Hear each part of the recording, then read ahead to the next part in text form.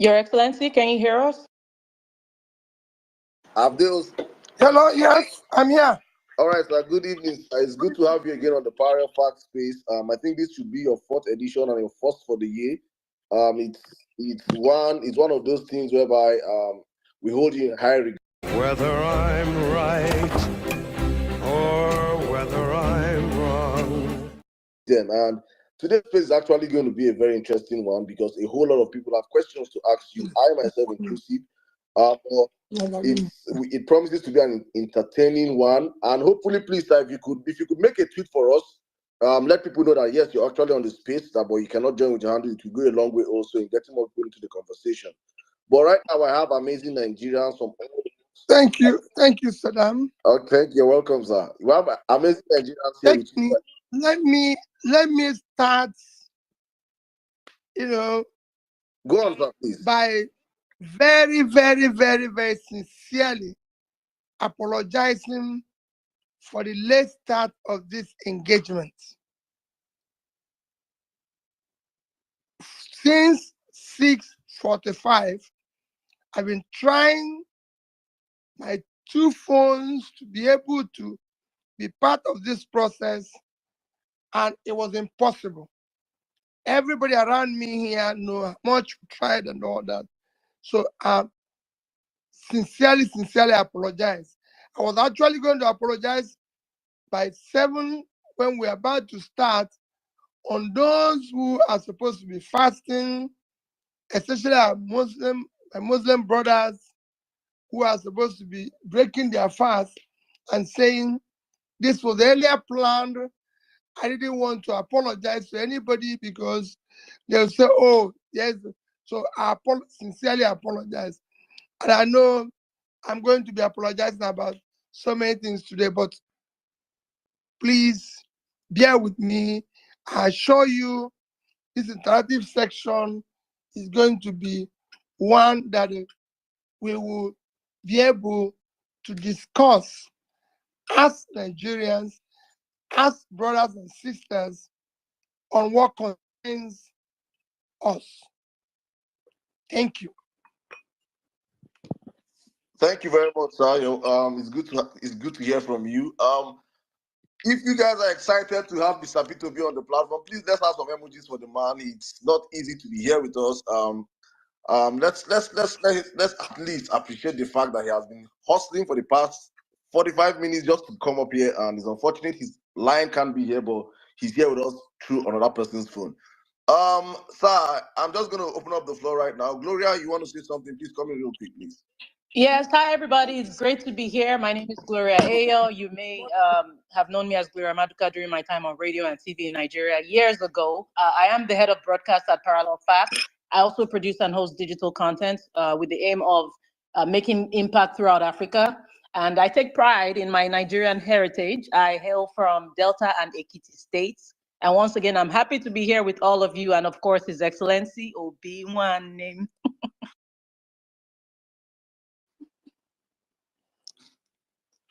Thank you, Gloria. My pleasure, sir. I think I'll just give our co-hosts, our moderators, just a minute each or 10 seconds each. Please just quickly introduce yourselves. And so that you know the people that are actually speaking to you, Nigerians of all walks of life across the country, different demographics. Tosin, please, you can come in right now.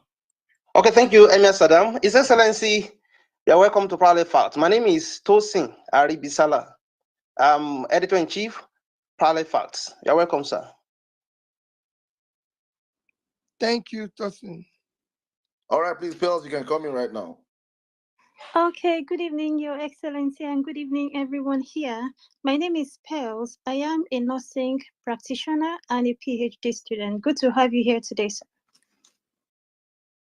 Thank you. Mr. Ibrahim, please don't introduce yourself. We already know you. Bolande, please come in right now, please. Good evening, Your Excellency. My name is Bolanle Emiabata Anibaba. I hail from Lagos State, but I'm currently based here in the UK. I'm known in the movement as Mommy B. Thank you, my sister. Thank you. All right, thank you very much. Malam Jabir, if you can hear me, please unmute your mic and speak. Thank you. Good evening, sir. Good evening, everyone. My name is Malam Jabir. I'm speaking from Kaduna. Nice to have you here, sir. Thank you.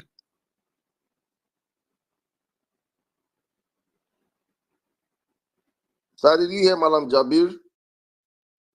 No. Good evening, sir. Can you hear me now? He can hear you. Can you hear me, please? I think Malam Jabir, you drop and come back up, please.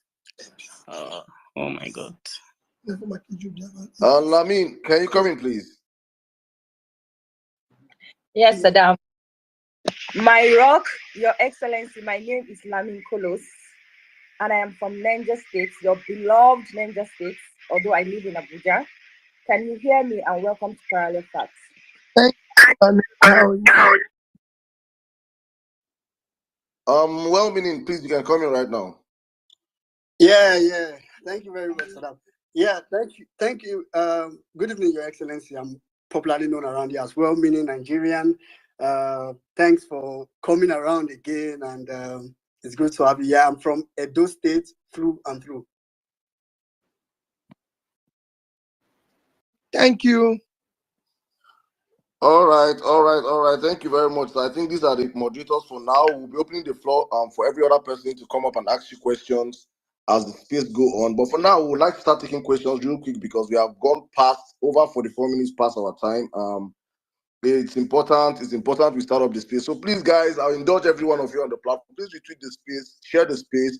Many people won't see or know that Mr. Peter Obi is here because he's not speaking from his handle because his handle has been massively attacked and we cannot get him right now to speak from his handle. But he is on the platform with us right now. So we're going to open up the floor right now with questions. I just want to go straight first. I don't know if you have been following what has been going on. We have been following in your moves across the country. I would just want you to just quickly, if possible, as short as possible, just give us the reasons for why you have been touring the country. People say this is post. Some say you're campaigning. Some say you're doing early campaign. They say a whole lot of stuff. We have read a whole lot of stuff, but we see you going across the country doing projects. It's very, very unusual actually for Nigerians to see politicians. So I would just like you to give us a very brief, recap of what you're doing, actually why you're doing what you're doing right now. Thank you. Well, thank you, Salam, for that intro. For me, politics and being part of building a better society is not only when you are in office. It's something you do in and out of office. It's something you do regularly. Unfortunately, we live in a country where politics is transactional, so it's for any election. After elections, everybody disappears. Everybody either joins those who have won and start sharing whatever there is there to share. So doing something that is supposed to be a life, somebody who say is a politician or a public servant becomes something that is novel or is something that is unique. But this is how politicians live everywhere, all over the world. I'm not campaigning. There's no election. I'm not campaigning. I've been doing things like this before I got involved in politics. People know that. And those who are close to me know that I used to say it. I've even said it in one of the spaces that as governor, for example, that Saddam, when there was earthquake in Haiti, I went and took permission from the president. I went to Haiti. When I was in my private, call it private life, I visited so many places where there's problems. And I've been able to support so many things before I got involved in public life. And that is what I'm continuing to do. And in Nigeria, especially now, with all the difficulties that are all over the place, I find myself engaged and committed in going around, being able, like this fasting period, interacting with Muslim brothers, learning and everything. So that's basically what I'm doing. All right, thank you very much. I think that is clear. Let me come to you, Gloria, right now. Gloria, please, do you have a question for Mr. Pio? Please take it from here. Thank you very much, Saddam. Your Excellency, in the spirit of transparency, during our last space, I just want to first mention that you shared some personal challenges that you faced. And I want you to know, in case you didn't see it, your supporters expressed a lot of concern, and we hope you're faring much better physically and mentally. And now to an issue that has affected many Nigerians physically and mentally, the issue of kidnappings and terrorist attacks, insecurity. The country is being overwhelmed by these terrorists and kidnappers, and it doesn't look as if there's any political will to deal with them, unfortunately. These issues are disturbingly frequent, more frequent than expected, and they're affecting Nigerians on multiple levels.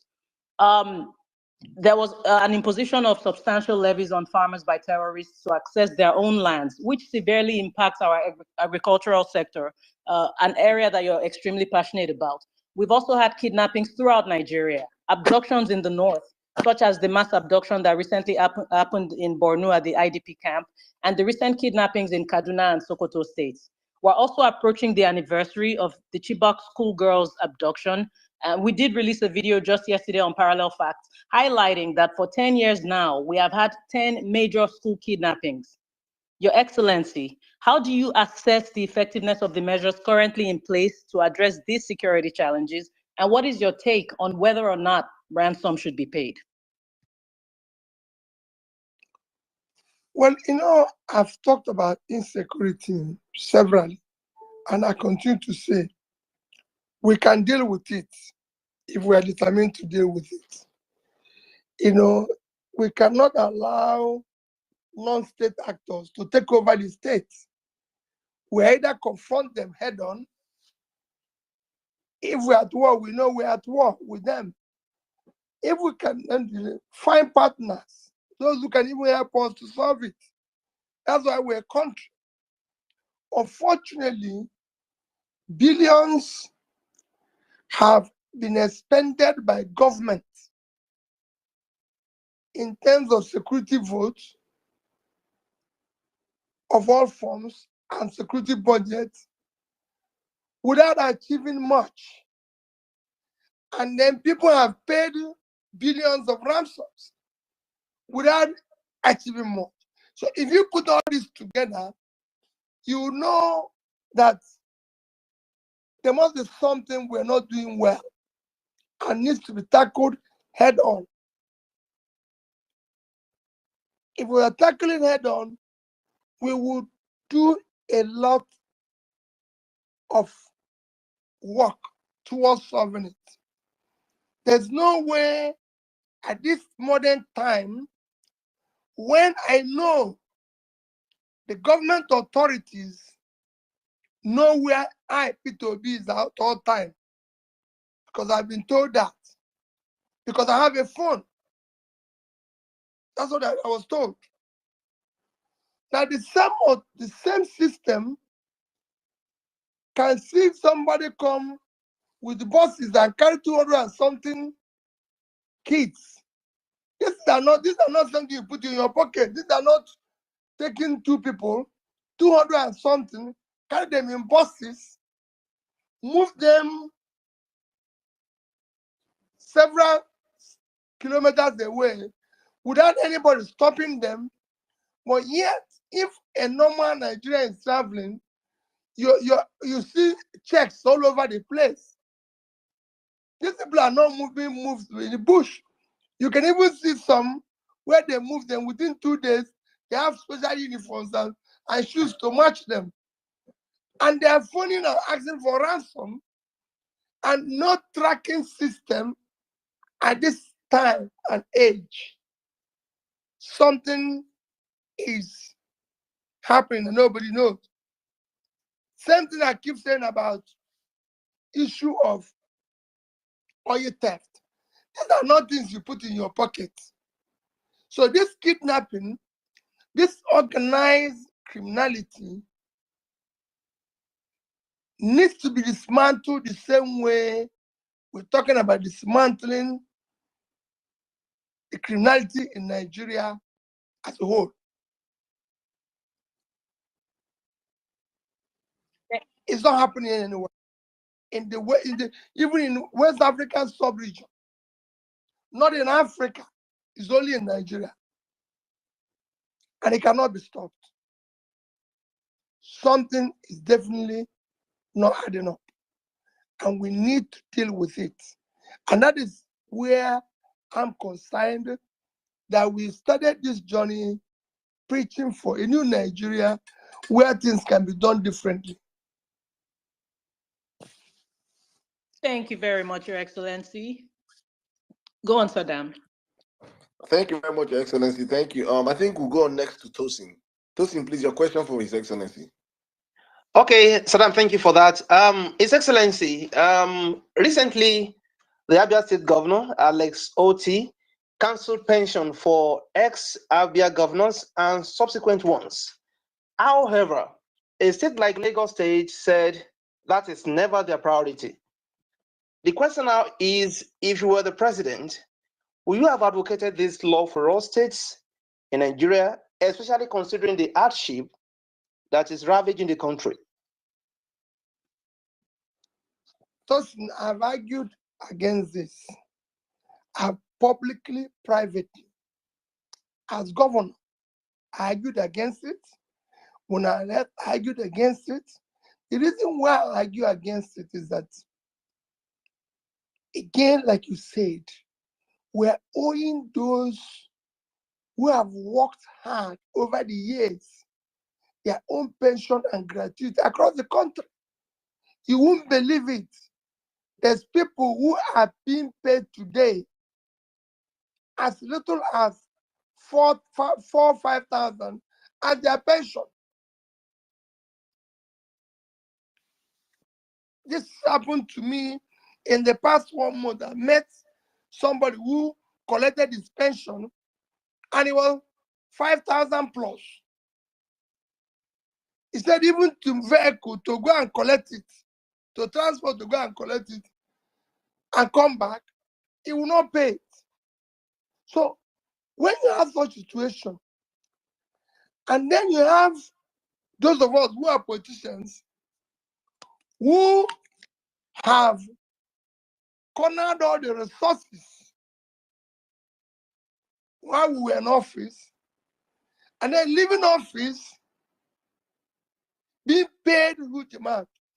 I give an example of my own case. When I was living in Anambra State, because every state, other state has it, they brought it to me, it was a law already passed through the house and everything, authorizing that they build a house for me in Oka, build a house for me in Abuja or Lagos, as I choose. I have to have similar vehicles as the sovereign governor, and it will be changed every 2 or 3 years. I have to have security people attached to me, about several of them, cooks, house helps, everything. And I said, no, this cannot happen. Remember that I just cleared the gratuity and pension of everybody here. So forget this. It won't happen. My speaker then, or colleagues then, argued that since I'm saving money, I should take 10%. Let them pass a new law that says you take 10% of anything you save. I said, no, it won't happen.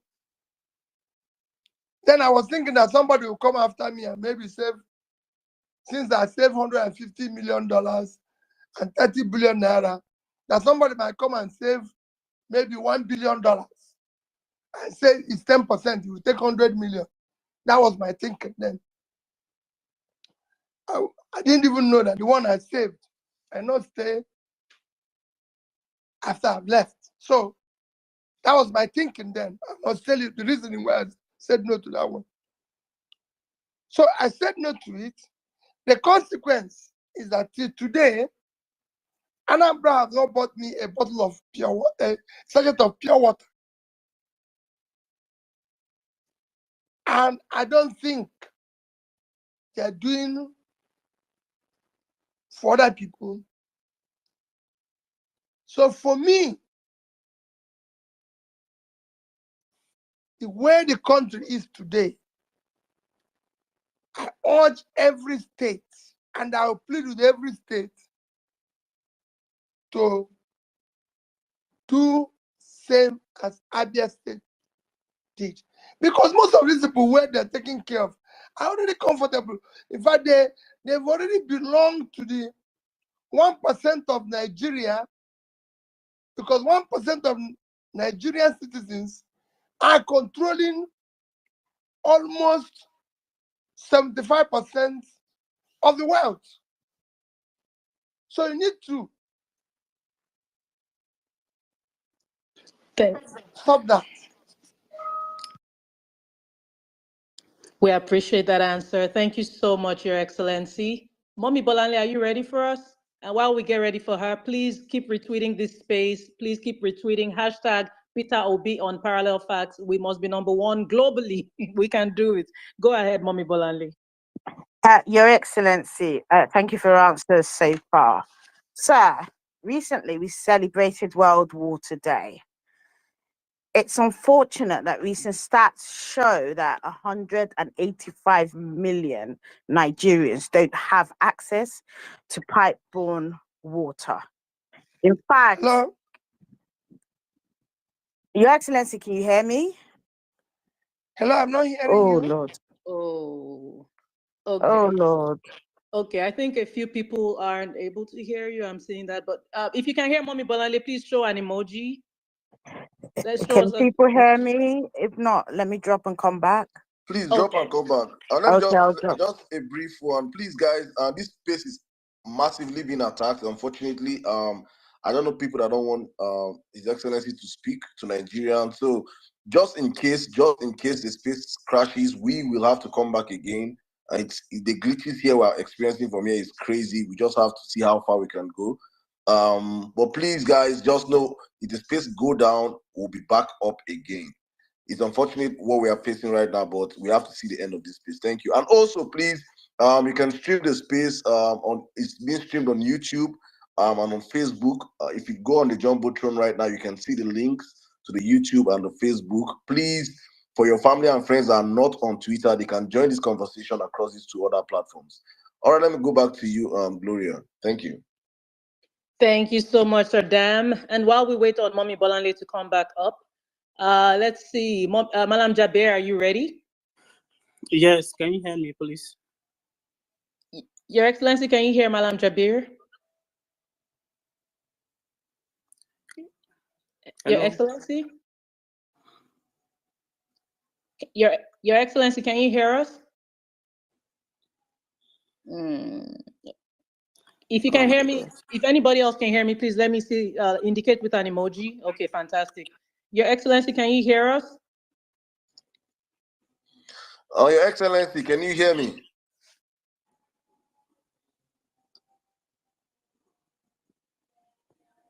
Oh, they have tracked him to another person's phone.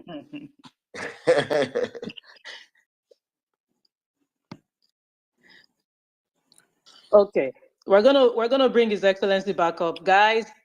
This space is going to hold. Can you hear us, sir? No, I say it's amazing how much we can work with technology when they want to stop things, but when technology is meant to be used, all of a sudden we don't have technology in the country. It's just unfortunate. But please, guys, we will be waiting to bring back His Excellency up. And if anything happens to the space, we'll be back on. But so far, so good. Gloria, what's your take on the space? I'm enjoying myself so far, regardless of whatever the challenges are. Guys, this space must keep going. Keep retweeting. Keep retweeting. The message must be heard loud and clear. Don't forget the hashtag Peter Obi on Parallel Facts. Again, that is Peter Obi on Parallel Facts.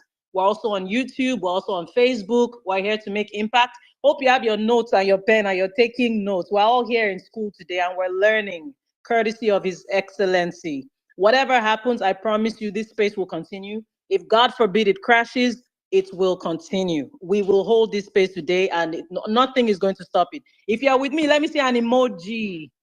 If you are with me, let me see an emoji. Yes, yes. We appreciate you all so much. Miss Pearls, what are your thoughts so far? I'm sure you're used to things like this. You've coordinated a lot of spaces. What are your thoughts so far? Absolutely, Gloria, for them to be attacking this space, it shows we are doing the right thing. So if this space crashes, God forbid, like you said, we will open another one. If that one crashes, we open another one. Whether they like it or not, we are going to hold this space today. We're going to have this conversation till the very end. So thank you very much, Gloria. You're doing a very good job. And everyone here, we appeal to you to be very patient with us. We will try as much as possible to bring His Excellency back up here for the conversation to continue. Thank you very much. Thank you so much, Miss Pearls. Thank you. We appreciate you so much. Well-meaning. I know I'm putting you on the spot very quickly. Well-meaning. No, Yes. So, what are your thoughts? What's going through your you're not mind? putting me on the spot. All right, thank you very much, Gloria. You know, a question just came to my mind, and I'm glad you called me. I'm like, I mean, and this question is pretty much to everybody.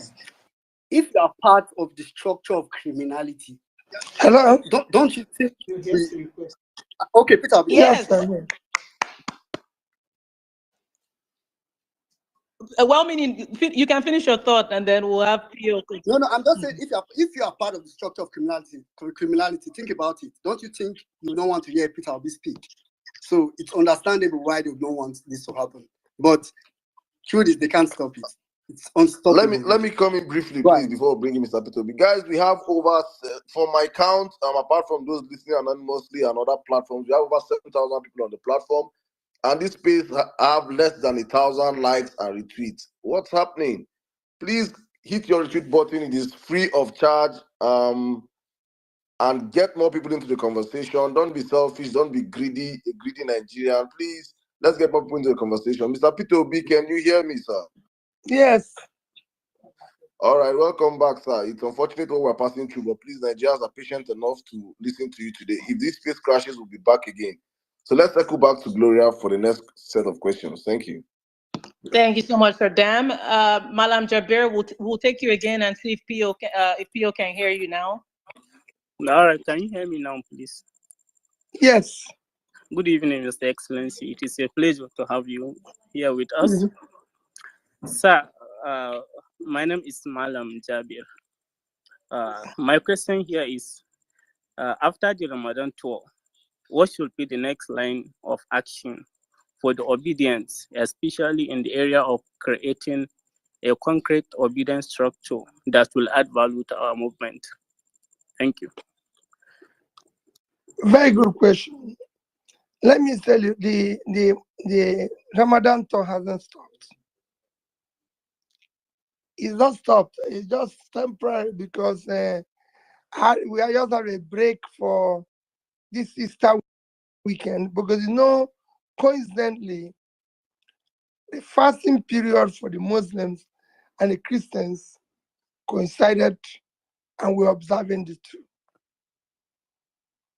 And this weekend, of course, is Easter. Like today is Good Friday for the Christians. So just this weekend, after this weekend, we'll continue our tour. So there'll still be a tour. On what you asked about, that is properly articulated. And luckily, this is the allowed engagement globally, where you can have a group that has formed themselves into a block while being part of a party process. As you know, most people who are obedient are not even members of Labour Party. I can tell you that we have more people who are non-party members who believe in what we're doing. And that is why I always tell people, let's continue on our process. I was in a gathering today, and I was in church today. I would say that 70% of the people that greeted me don't even know what is called political party. So I agree with you. That is the issue where you're going to see what will be happening in the nearest future. That's where I'll leave it. We appreciate you, Your Excellency, and we look forward to seeing what you have cooking. We cannot wait to see it. Thank you so much. Mommy Bolanle, are you ready? I am. Oh my world. That was an event. Your Excellency, the question I wanted to ask was the world has recently celebrated World Water Day, but it presents us with a sobering data in relation to Nigeria, where it shows that there are over 185 million people who don't have access to pipe-borne water. In fact, Malam Jaber shared a sobering story of a community in Sokoto State that has to travel like 15 kilometers to Niger Republic, right, to get clean water.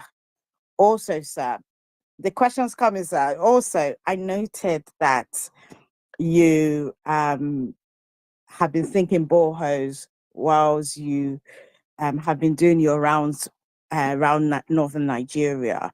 And I just wanted to ask, and I hope it didn't cost the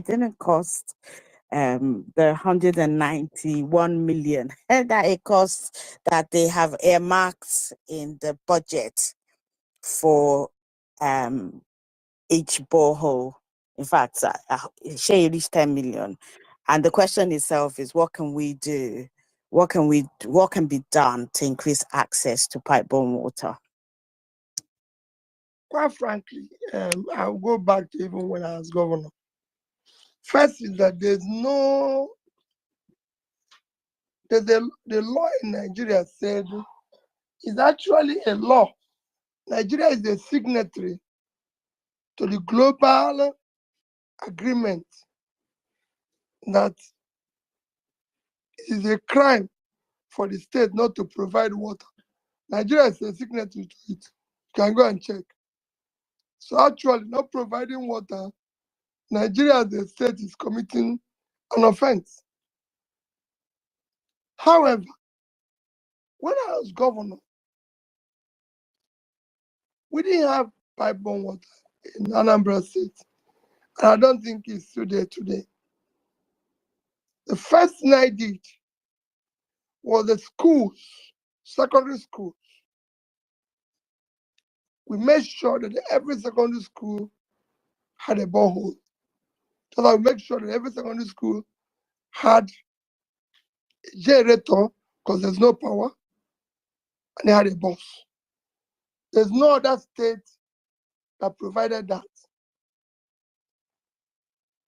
By the time I was leaving, because we're doing things in an organized manner, not having anything anywhere, we're doing it in an organized manner. What I wasn't easy. By the time we were leaving, we awarded contract to a South African company to resuscitate the Onitsha water scheme, resuscitate then I group to resuscitate the Oka water scheme. We had worked with the European Union on a number of medium water schemes around so many communities, just trying to resuscitate, because this things used to be there.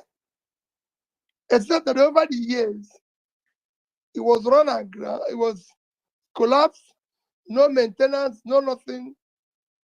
So we started doing that. Now, you said it's 185 million. If we are 200 million and 185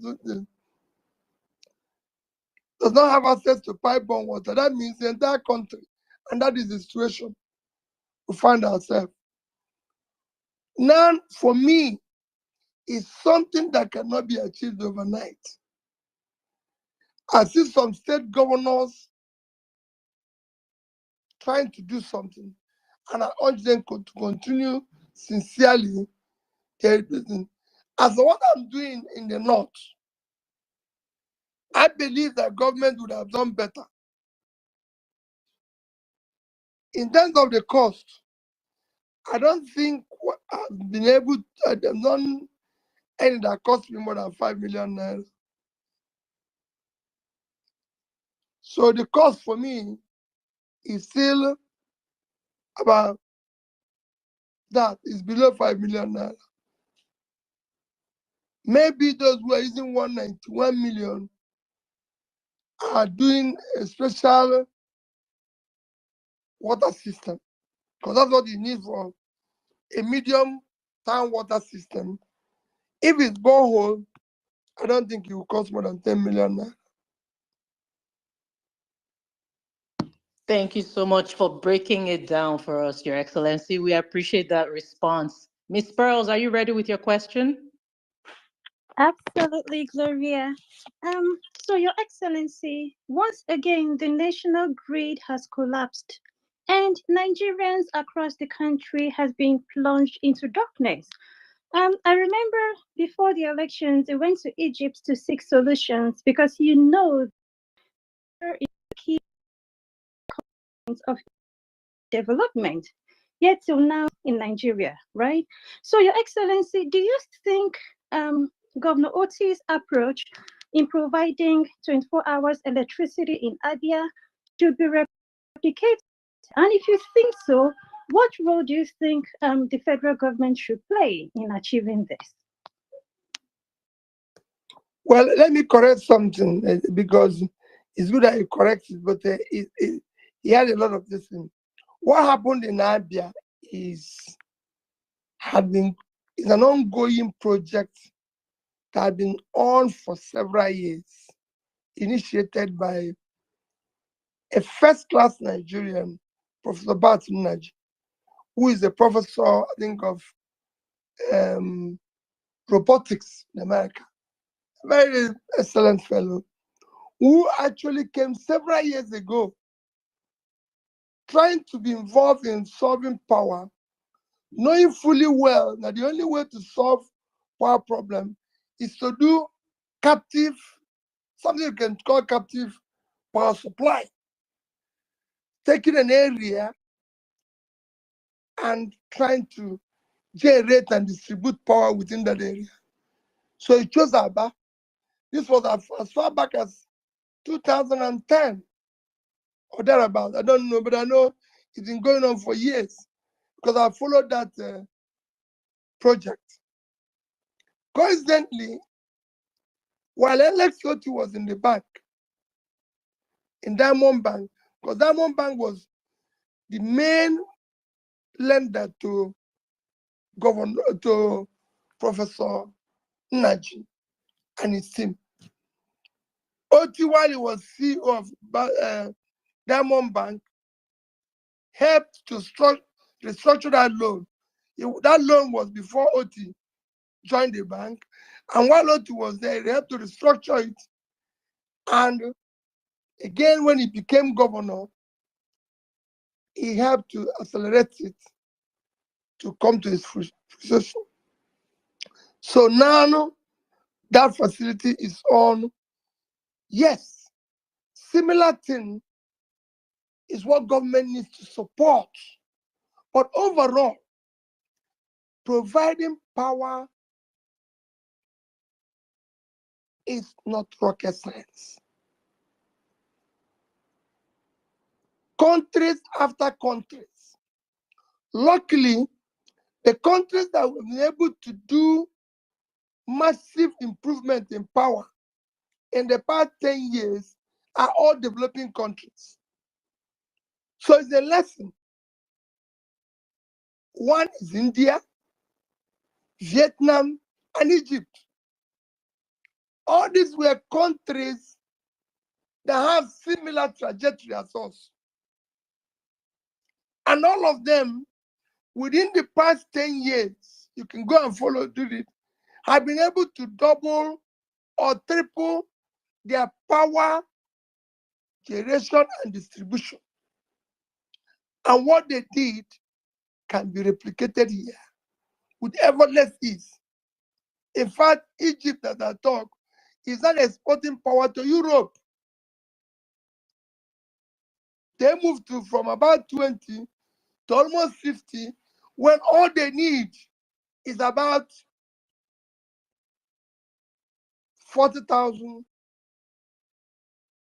So it's something that is doable. The Nigeria cannot generate more than generate and distribute. Because at times people who are generating say they're generating more, but distribution is the key. This one is cannot generate and distribute more than 10,000 in the past 24 years of this student democracy. For me, it's totally unacceptable. And hangs on the criminality called the Nigerian state today, which must be dismantled. And unless you get that situation, considering that power, like you said, is a very, very critical component of development. Thank you so much, Your Excellency. And there's one thing His Excellency will do. That one thing, if there's one thing he will ever do, is to keep it real, be transparent, and just tell us tell us as it is. We appreciate you giving us that very wonderful insight. Thank you so much. Well-meaning, are you ready? Yeah, yeah. Thank you very much, Gloria. Thank you very much, Your Excellency. I think I got talked when Mr. Peter Obi said that the ball we fixed is worth 5 million. I don't think a lot of people heard that. It's worth around 5 million around. But now we have a budget of 193 million for a ball. I said that one is for mini tank, mini water project, mini tank water project. So what we saw on the, project, on the budget was ball. Let's just give them benefit of that. All right, sir. Thank you very much. So my question, I'm going to bring it home. I think this is one question that a lot of obedient have been also trying to ask. So a lot has happened in the Labour Party recently that has, left many obedient a little bit. No, maybe not a little bit. Many obedient very say disappointed. A lot. I don't want to go into specifics that have happened, but I know you will know better than me. So my real question is just to ask you, what is your, maybe to give us more insight into the parts we don't know, and also just to give us your general take and, for the obedience regarding the current Labour Party. Can you help me? And because you said a lot has happened. If a lot has happened, let's take all those laws that happened and be able to discuss them one after the other. Because if we go and do it as a general question and a general answer, maybe we won't be able to deal with it. So you can give me example of for example, so in recent times, there have been a lot of accusations, allegations on the Labour Party chairperson. A lot of accusation around, even from stakeholders within the party. So that's, of course, obedience is a movement that holds morality in high standards. So that kind of made a lot of obedience, have this sort of rejection towards that. Then to top it up, the Labour Party yesterday, or just day before yesterday rather, called for a convention, and obedience have been looking forward, really, really looking forward to an opportunity to really enter the Labour Party, integrate with the Labour Party, take up positions with the Labour Party. And a lot were expected. You know, we're hoping that with this opportunity, we can blend into the party as per taking up positions. But that convention, first of all, we got the circular as a leak and in short notice, and came with so many constraints. And we all thought maybe it's not going to happen, but lo and behold, we decided to say, okay, let's just leave it and see what happens. Lo and behold, it happened the day before yesterday, and you know, it still leaves a lot of obedient disgruntled to today. So we just want to get your take on it and perhaps some sense of direction. Okay, thank you very much. As I said, it's good to be more specific. One, he talked about a lot of accusations and everything. Let me be direct. There's accusations of mismanagement of resources. And am I right? So this mismanagement of resources or something similar that not accounting properly. Yes, sir. For the monies belonging to the party and everything. My brother, we have written a competent, qualified external auditor requesting that it goes to audit the account of the party. And until that is established, I will make any comments on hearsay. However, I didn't close my ears to hearsay, but I want it to be verified. The similar thing is also happening within the campaign funding. Similar thing, including myself. And I'm also asking all those who one way or the other receive money during the campaign to account for it. If you're in a group, if you're in an organization, if you're in a clique, who have one way or the other, and you people raise money, whoever manage that resources or received it should account for it. The ones maybe I received, I will account properly, especially to those who gave me so. So I'm asking everybody, account for your own. Why, like I said in Lagos, I'm convinced that whoever mismanage the campaign money people gave us to use for purposes of the campaign and what we promised we'll do for Nigeria, even if we are not able in long run to know or he or she did not account for it, I'm sure he will not escape God's punishment, because you can't take public money. See, maintain. You can't take public money and go away with it. One day you must pay for it.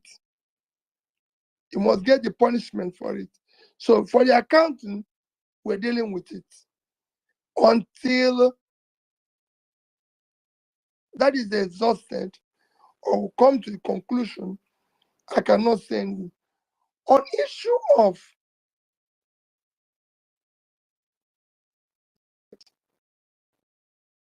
and the convention,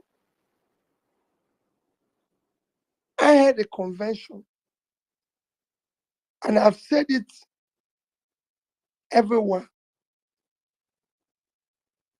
The convention, when chairman approached me about the convention, I appealed to him to consult all stakeholders starting from Governor, Vice President Dati, to senators, House members, part to Tommy and the Big Tent,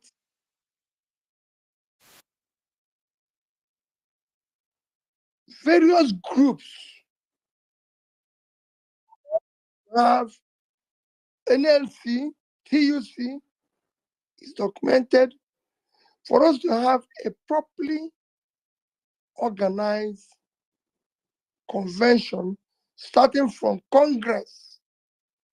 Because where we need to organize, actually at the grassroots, where we have issues, let's go there and start. And I'll start organizing ourselves and organize the party properly. Somewhere along the line, so he was supposed to go and consult all these people, and we have a proper meeting, agree on positions, how it is going to be. But as you know, while the presidential candidate, I'm not a party chairman, and I'm not a member of NWC. When I came back and heard that, I traveled for one day, came back and heard that the party convention is going to be in Omaya. Again, I visited and discussed that with my brother, Governor T, who said he's listening to me and what I said. And he thinks it's a proper thing. I met the senators, I met the House of Rep people, I met the gubernatorial candidates, and some of the key holders, stakeholders, sorry, and discussed these issues with them. However, somewhere along the line, the NWC insisted they would go on with what they've planned and what they want to do. And they shifted the venue when it's no longer being hosted in Abia. I didn't attend because for me, we need to do more work, more consultation, more discussions before the convention. Thank you. So that's why I didn't attend. And that's the only sign I can show. Some people have said, oh, you would have granted press conference, you would have said this and everything. And I said to them, unless you have not followed my politics, I didn't promise Nigeria.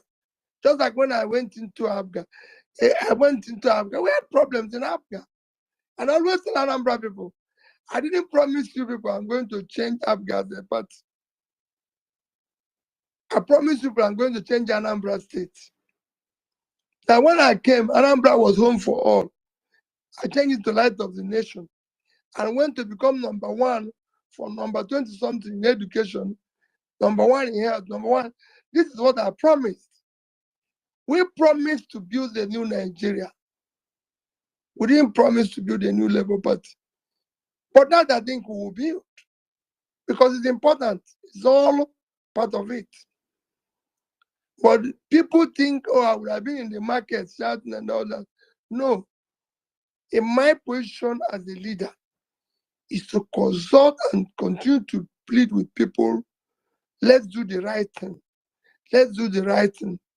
It's not for me to be in the marketplace because I have access and I'm talking to the right people. Even now that the convention supposedly have come and gone, I believe that is actually the beginning of the talk. and we're going to get it right. Because we cannot do wrong thing, especially for those of us who are saying we want to change the system. There's also some of us, because what is happening now is that there's also some of us who, for me, all these are just a distraction they're trying to bring in our group now. There's also some of us who I cannot completely say, very few, very tiny, that are part of what we are doing. Our engagement is about Nigeria.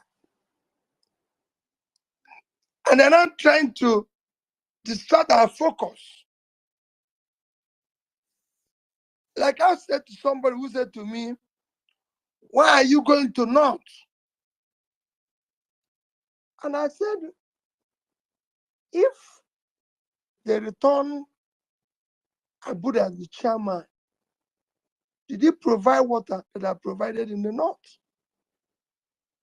Did he stop the water? We will deal with all those matters. But some people now want to distract me from what I'm doing or distract us, because it is us. Because they know the future of what we want to do is not about Labour Party. It's about what the Ubidans are thinking about Nigeria. Thinking about water, thinking about power, thinking about employment, thinking about security.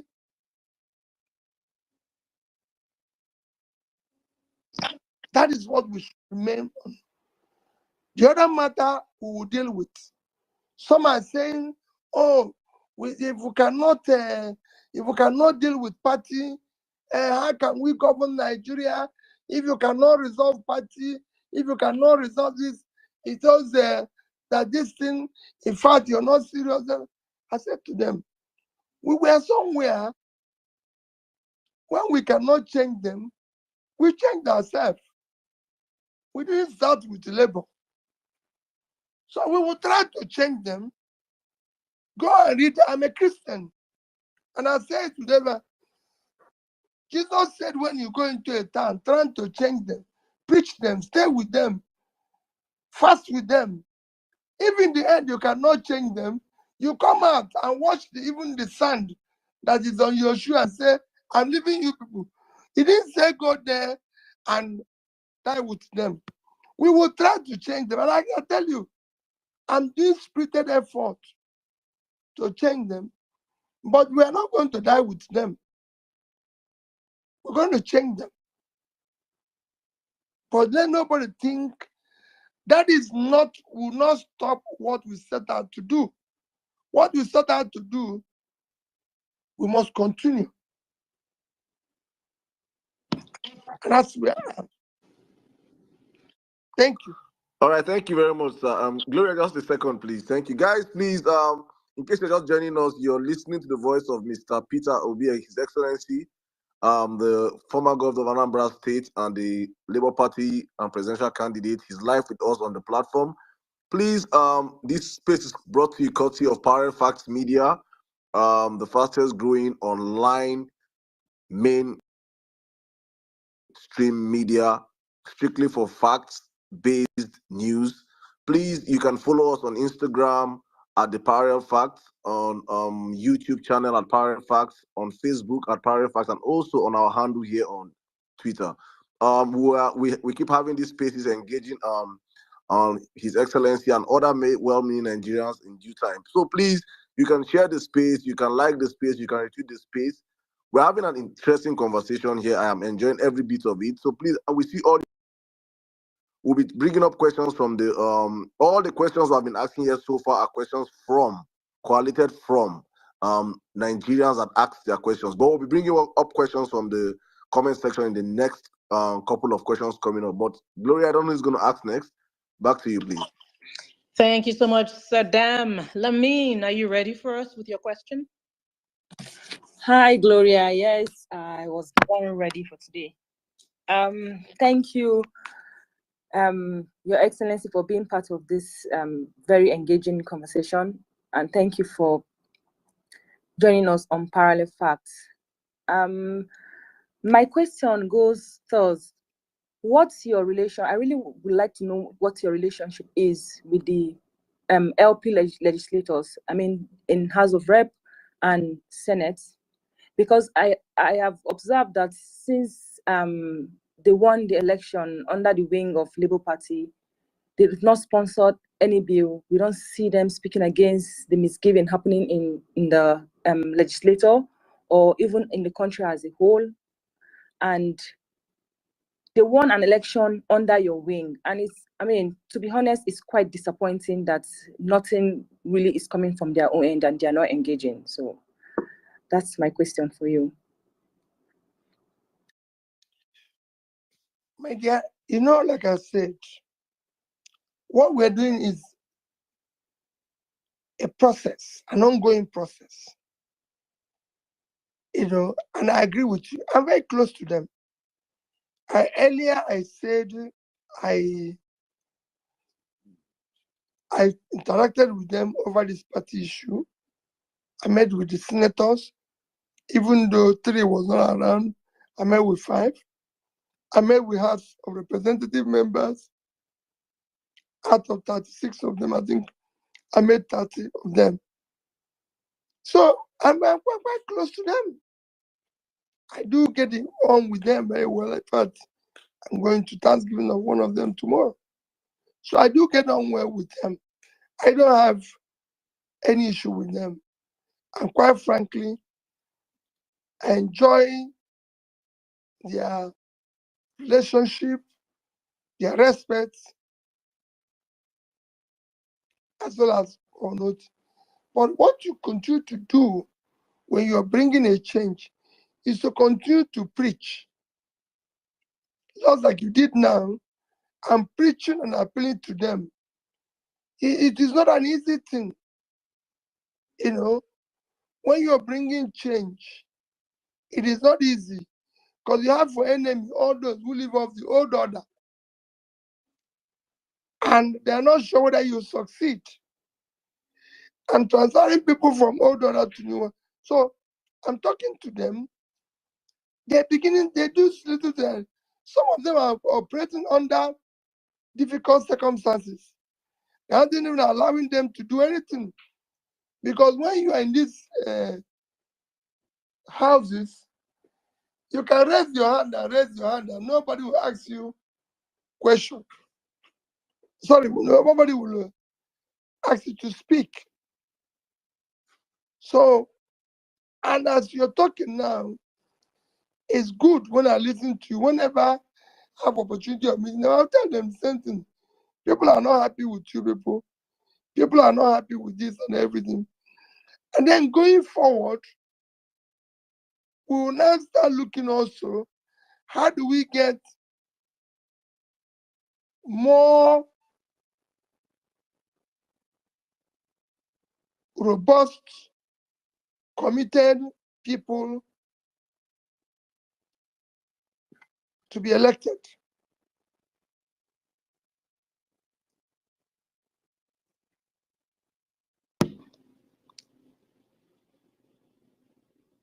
Was that your answer, Your Excellency? Yes, we're just trying to, we'll continue to engage them. Thank you so much, Your Excellency. We appreciate that. And we want to emphasize that this space is not just an obedient space. We welcome everyone.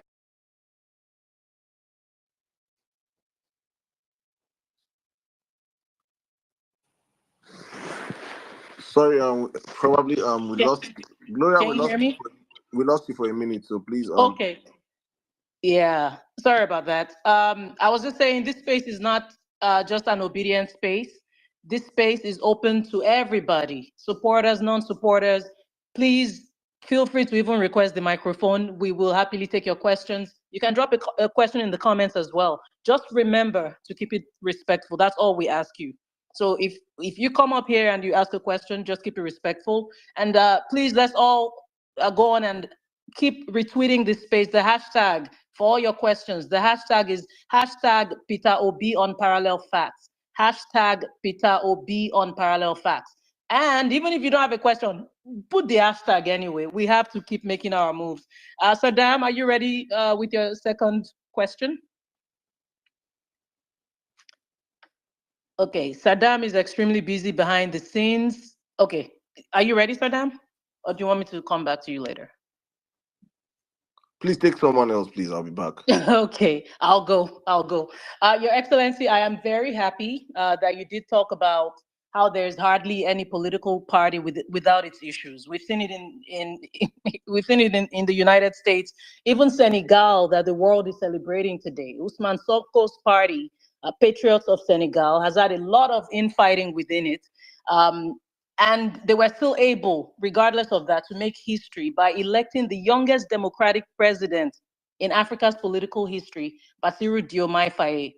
This is proof of the power of the people's voices. We've not heard of reports of controversies or instances of bribery during this win for Faye. And you have consistently expressed your belief that Nigeria is salvageable, contrary to what some may think. And this was evidenced in your challenge of the elections last year, even up to the Supreme Court level. Now, given Senegal's example, do you believe that Nigeria has the potential for similar transformation and renewal? And what lessons can Nigeria draw from this experience and even Africa as a whole, Your Excellency? Well, very easily for what happened in Senegal, it's a very simple thing. It showed the power of the people. The people must resist. The people are the ones suffering. Those who manipulated or who manipulated, and who are still manipulating the Nigerian situation today are not the ones suffering. When we said that 185 million Nigerians does not have access to pipe-borne water, the politicians don't belong to that 185 million. And these politicians are talking is not up to 5 million. So they are, if you say today, Nigeria is 200 million, no, we're more than 200 million.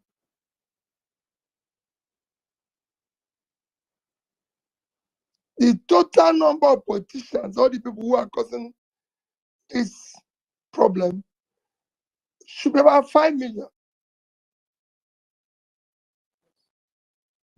About 5 million. So you're talking about 0.25%, 0.025% of the population. It's not even up to 5% of the population.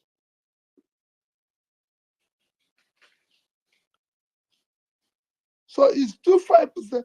So how can 10 million, call even 10 million, 5% of the population, be holding the rest to ransom?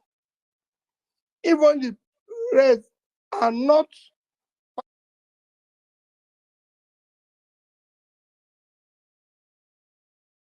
That's what happened in Senegal. The people say no. It is not Sonko or the elected president that said no. It is the people. Because it's the people that are suffering. Today, Nigerians are borrowing money to eat. This I'm talking about those who have jobs. They're borrowing money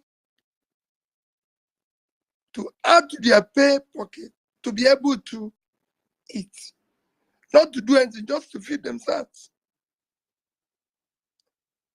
So the cost of bread, nobody buys it cheaper. The rich can buy it, the poor can't. fuel, power. You said there's no access to power. The rich have generators. Some have two. The poor is suffering. So it is time for Nigerians to be able to say no to this criminality. And I'm sure that will happen very soon. That was very reassuring. Thank you so much, Your Excellency. Saddam, are you ready to go? Right. Very much, Gloria. Thank you, guys. Thank you, Your Excellency. I'll just go straight to the my question. My question has to do with corruption and nepotism. This administration have been accused, or we have seen video evidence of extreme nepotism. Some people call it Lagosism, or even family crazy, like our big brother Kenneth Okonkwo just said recently. What is your take for this? For instance, we saw how Chief Tinubu traveled with his children as officials of the government, and he even placed them before the ministers of the Federal Republic of the country in the protocol lineup. What is your take? Also, it's very, very important because this has gone under the stream. Mainstream media have not taken this part of. His son-in-law was appointed as the head of the Federal Housing Authorities. These controversies have been following the man so far. What is your take on appointment of family members into federal government positions, sir? Well, so that I know if you follow my politics, I hardly discuss people. Hardly. Go and check throughout the campaign. You see where even some other political presidential candidates, I don't want to call name, took it that their job is to call me name every day. They are not even campaigning. All do is calling me name. I never one day mentioned their name. I don't call names. You could see where recently, every morning, particular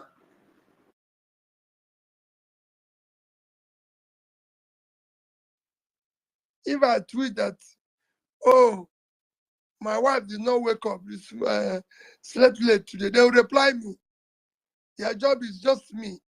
I don't, because I don't believe in it. But I can tell you, Saddam, hello? I can hear you, sir. Go on, please. Okay. I can tell you, Saddam, all you mentioned is wrong. It is part of what we need to change today, because we can't go on with such thing. It shouldn't be. This is a country, it is not a family business. And I must be treated with respect and dignity required. That's where I see it. An appointment should be done based on competence, based on capacity and everything, and shouldn't be seen to reflect things you mentioned. And that is what I can tell anybody, and I keep saying it. I challenge anybody to go where I sat, and you won't see such. However, that is the component of what we're going to do in the new Nigeria. Thank you very much, sir. Gloria, back to you. Thank you, Saddam. Tosin, are you ready with your question? Yes, thank you, Gloria. His Excellency, my question revolves around the Binance executives accused of financing terrorism in Nigeria. The federal government told Nigerians that one of them mysteriously escaped from a well-secured prison in Nigeria. and some have described this as an indictment on our security. Your Excellency, please, what's your take? Well, again, you have actually answered it is an indictment on our security system. But I'm even wondering how a non-Nigeria was able to leave Nigeria. You know, there's been a lot of speculations of how he left, which to me is very, very, very worrisome, because there's so many Nigerians who are held in similar captivity who couldn't even escape. So I wonder how the foreigner was able to do it. That's just my comment. And these are things we must. If a foreigner comes here and commits a crime, just like they do with Nigerians all over the world, we should be able to say our country is not a place where criminality should be allowed to thrive. Nigerians who committed crime all over the world are held and punished properly. Similar things should happen to foreigners who are coming here and going against our rules and regulations, committing acts of crime. In fact, the law should be more stringent on them to show that we cannot be taken for granted.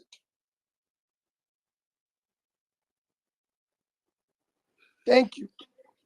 Thank you very much, Your Excellency. Guys, we're well over 9,000 people tuned in, and we need more retweets. Go on and retweet the space. Go on and put that hashtag out there, Peter Obi on Parallel Facts.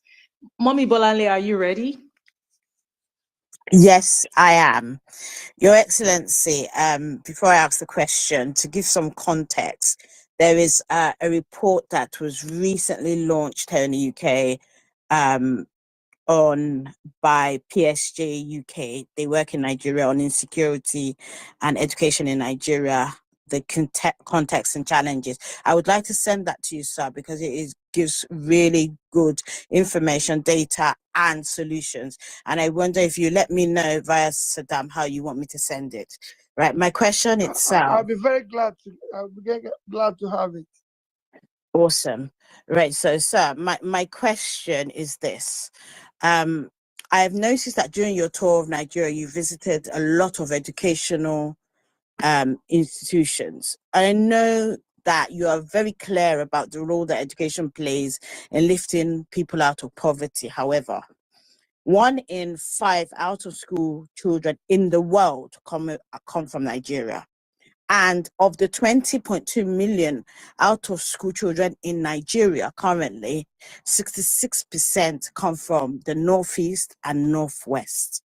Sir, what do you suggest should be done at state level to tackle this problem?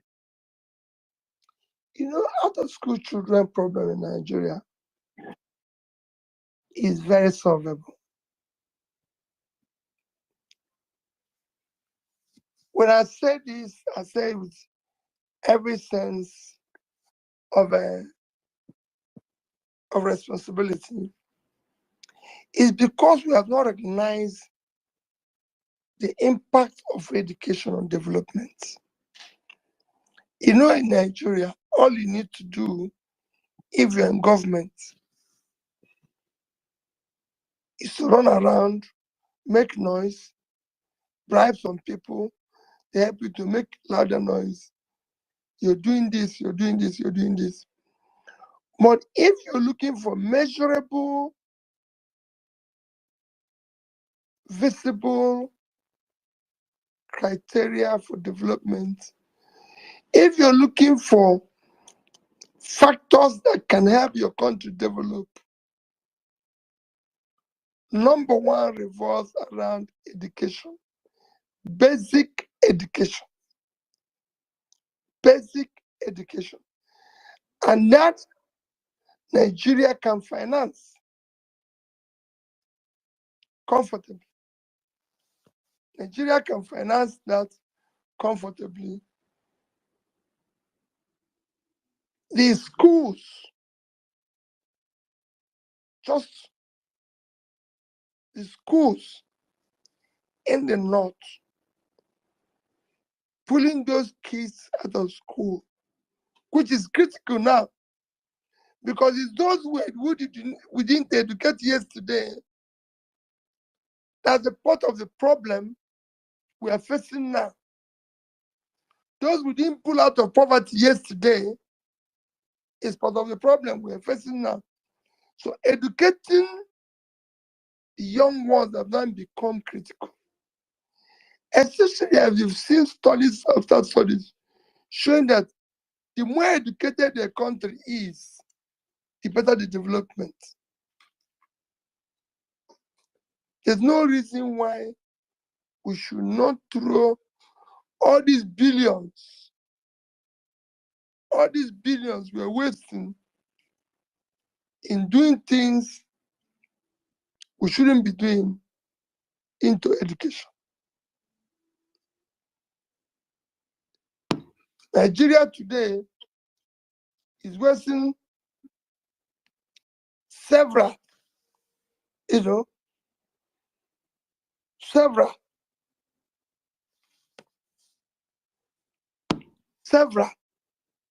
resources on things that have no contribution to development, while abandoning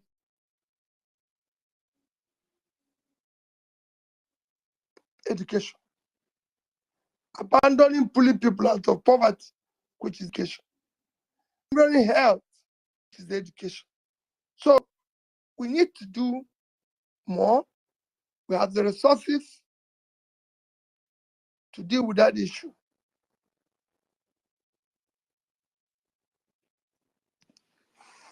Thank you so much, Your Excellency. And I just want to address something. I'm getting a lot of tweets where people are saying they want to hear other speakers. So the way it works, if you're familiar with our spaces, the way it works, this is being organized by Parallel Facts. So we have a panel of people who ask PO some questions. We have to touch on some very, very important aspects of the situation of things in Nigeria. Not that your questions are not important. And then after we do that, we bring people up and then they ask questions. And then we're done asking questions. Okay? I promise you, I know we're all eager to speak with PO. We will speak with him. I promise you. Okay? Thank you so much for your patience. All right, Malam Jabir, are you ready?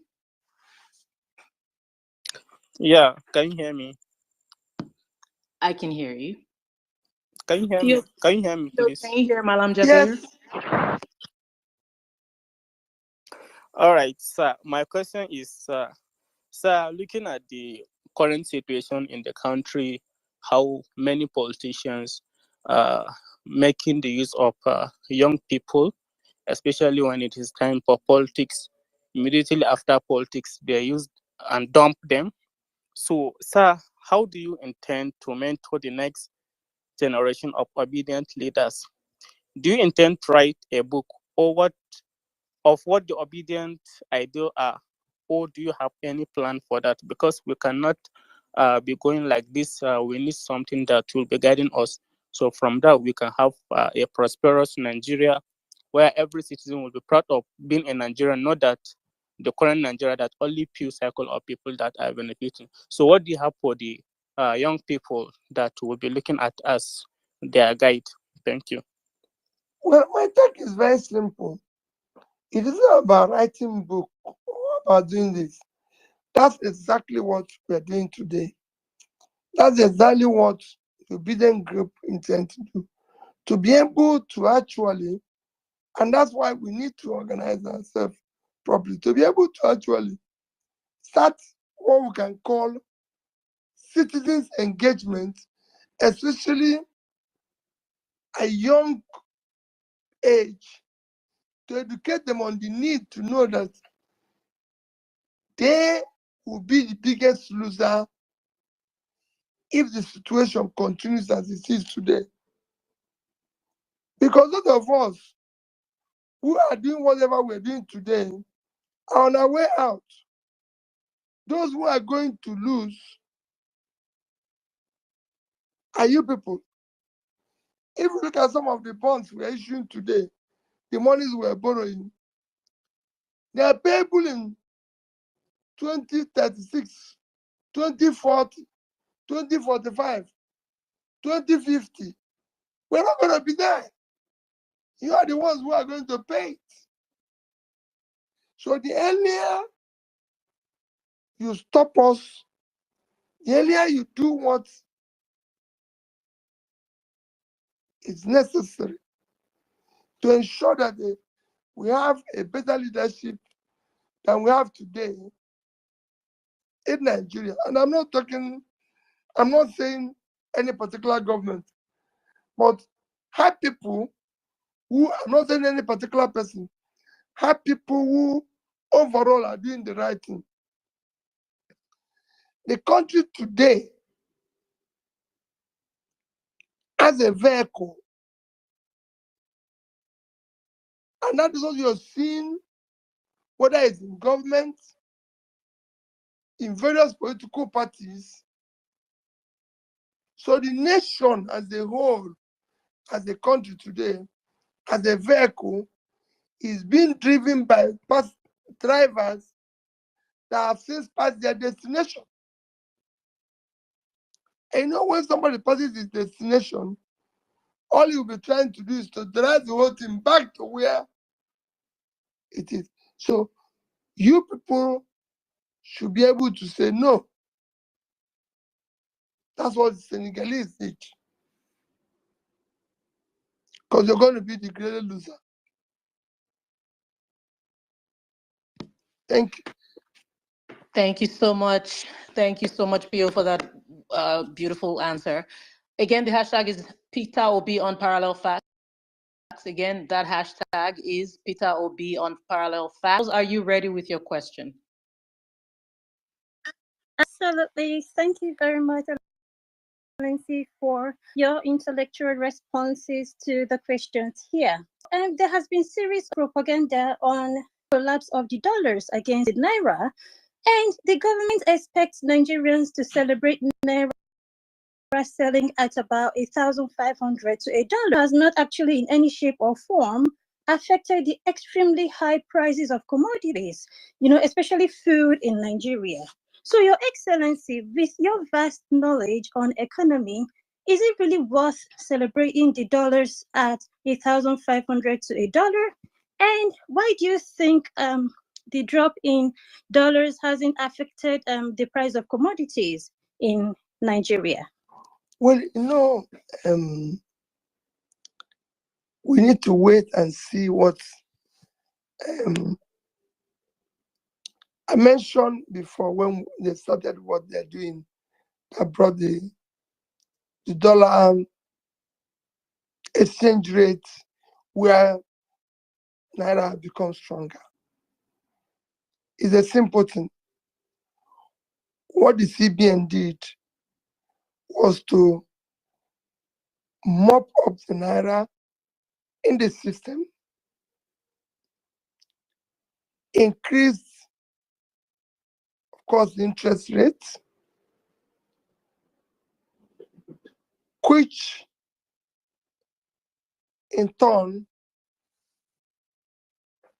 affected the liquidity. Without liquidity in the system, banks are not borrowing money. So there's no naira to be able to borrow and buy dollars. The rate where it is now, rate of over 30, 40, some are charging now as well as 40%. So nobody can borrow money today at 30, 40%.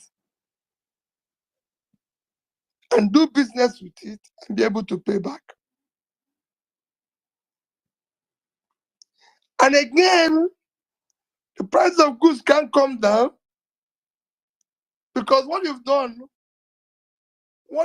simply is that you've said, okay, I'm going to remove liquidity in the system because I'm going to control inflation and control brings rate of exchange now.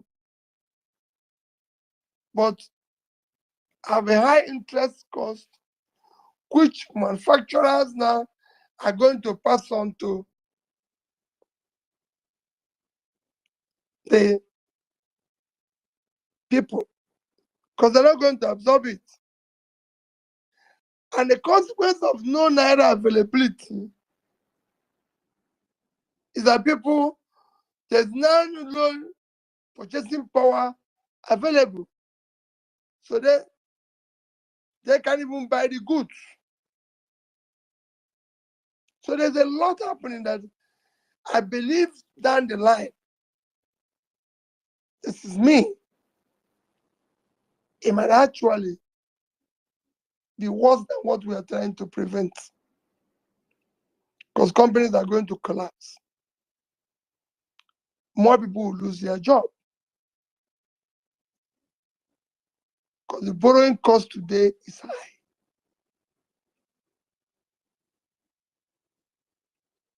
The only way to deal with dollar issue is to find ways of increasing supply. Temporarily, it might require you to borrow. Borrow and finance dollar-related businesses because they're going to borrow and use it maybe through the banking system, through this, to support businesses that can generate more dollars. Be able to go out and deal with your sources of earning foreign currency, like oil. Long-term, support production for export. This might work better than what we're doing today. But, you know, in economics, we use all things being equal. We're not certain. But I can tell you, today, things are still tough for Nigerians.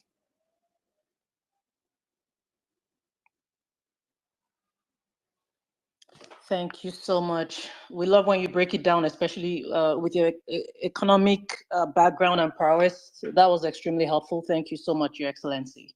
All right, so we're going to take two more from the speakers and then we'll bring speakers up. I told you we're getting there, but in the meantime, again, we have so many people tuned in now, but our retweets are not reflecting that. So we're asking you, please retweet this space, retweet it, share it with somebody. Don't forget the hashtag Peter Obi on Parallel Facts. Just put out the hashtag for whatever it's worth. Let's let the world know that His Excellency is here speaking with us. All right, well-meaning, we're ready for your next question, please. Yeah, thank you very much. Thank you very much, Gloria. Thank you very much, Mr. Peter Obi. You know, earlier you said that, you know, there are two people that their job is to call you every morning on Twitter. I think I know those two people. I probably even know more. It's what happens when people are becoming president at 44, why some people are pretty jobless on Twitter. It's understandable. My next question again is going to be bringing it home. I'm glad you've talked about long-term plans, the obedient movement, structuring the movement. You've also talked about, you know, having to try to change Labour Party, and you will use a biblical reference. So pretty much my next question is, in the immediate short term, if you have like some specific things that you would want, because we want, you know, some form of direction immediate, that you would want the obedient to do. Take, for example, you have been touring the country, especially in the north, drilling boreholes, for example. If, for example, that's something you want to say, okay, obedient, these are the kind of things I want you to join me in to do, support, do this kind of project on your own and all that, or any other thing, just generally, an opportunity to call on obedience to join you, to do whatever you're doing or what you want them to do and give some sense of direction. Thank you, sir. Well, like I said before, first that we need to organize ourselves. I wouldn't want them to commit them on saying, even come and do this or raise money and do this. Because quite frankly, there's a lot of learning and the experience we had with our last outing. I can tell you that every day you're hearing of money collected by one person or the other, which sadly was not utilized for the purpose. Individually, I encourage people to do whatever you can do to help today. Our people are going through difficult time. We're going through difficult time. Our people are hungry. People are hungry. So it is important that anybody who can do anything to help, it will go a long way. I said it in my tweets. We are now one of the hungriest countries of the world. We are 109 out of 125 measured.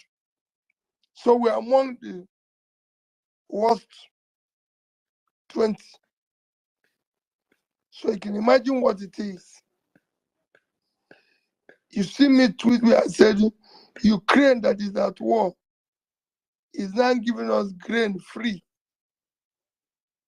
And both UNICEF and every organization is now saying it will get worse. So whatever you can do, like I'm doing, please do. Do not wait even for me. Do whatever is possible that you can do in order to get it to help and get our people live. It will shock you. I stop in the street now where they're selling bread.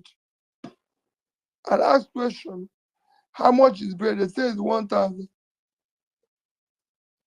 I pay 10,000 and say, give these people around here one bread.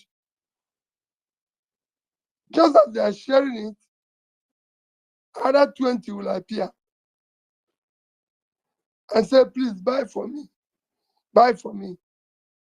That's what we've reduced. You've seen Nigerians die, including university students. Assets that we require for tomorrow because they are fighting where food is going to be shared.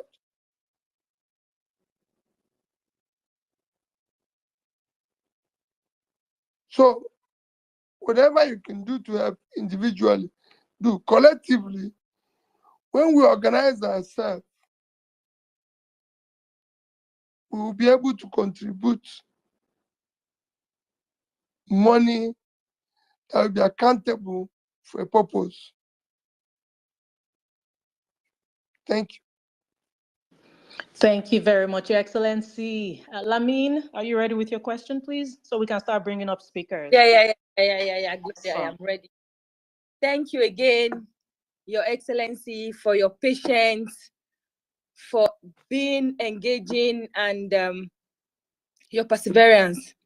Thank you so much. Okay, this question is quite controversial, but I mean, What are your thoughts on people supporting opposition candidates when there are, credible, obedient candidates in LP contesting for positions? An example is what's going on in Edo State, where we have the likes of Olumide contesting for governor of Edo State, and we all know that the man is credible. He's spoken to us on this space before, but you have some obedience saying that they can support PDP and they can support APC if they choose to. So for the likes of us who think that things should not be done that way, I'd like to know your thoughts about that. Okay, let me first make a comment. I've also been accused of not supporting Olumide categorically. Olumide Abana is our candidate. And that is the person I support. Is the candidate of Labour Party. And as of today, I'm still a member of Labour Party. I don't, and I will never do anti-party while I'm the party. If I'm going to do so, I'm going to make it categorically clear. And like you said, he's qualified for the job. Primaries have come and gone. You can have anybody you're supporting. I can have anybody I'm supporting. But that has passed. He's now our candidate. He enjoys my support. And I plead with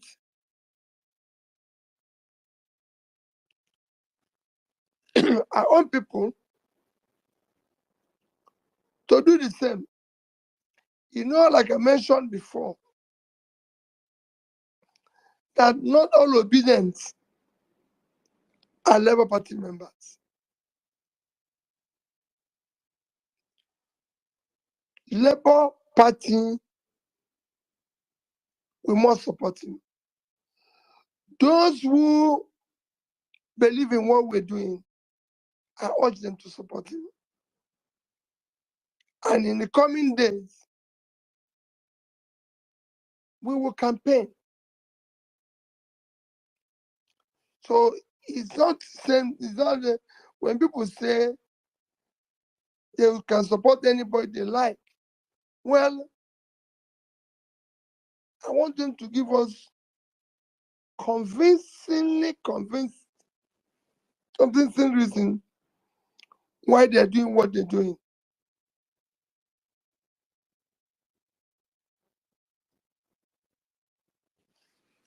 Thank you so much, Your Excellency. All right, it's time for us to bring speakers up. And I do want to say, if you are not following us and if you have not retweeted this space, I can't bring you up. Oh. Okay, I'm kidding.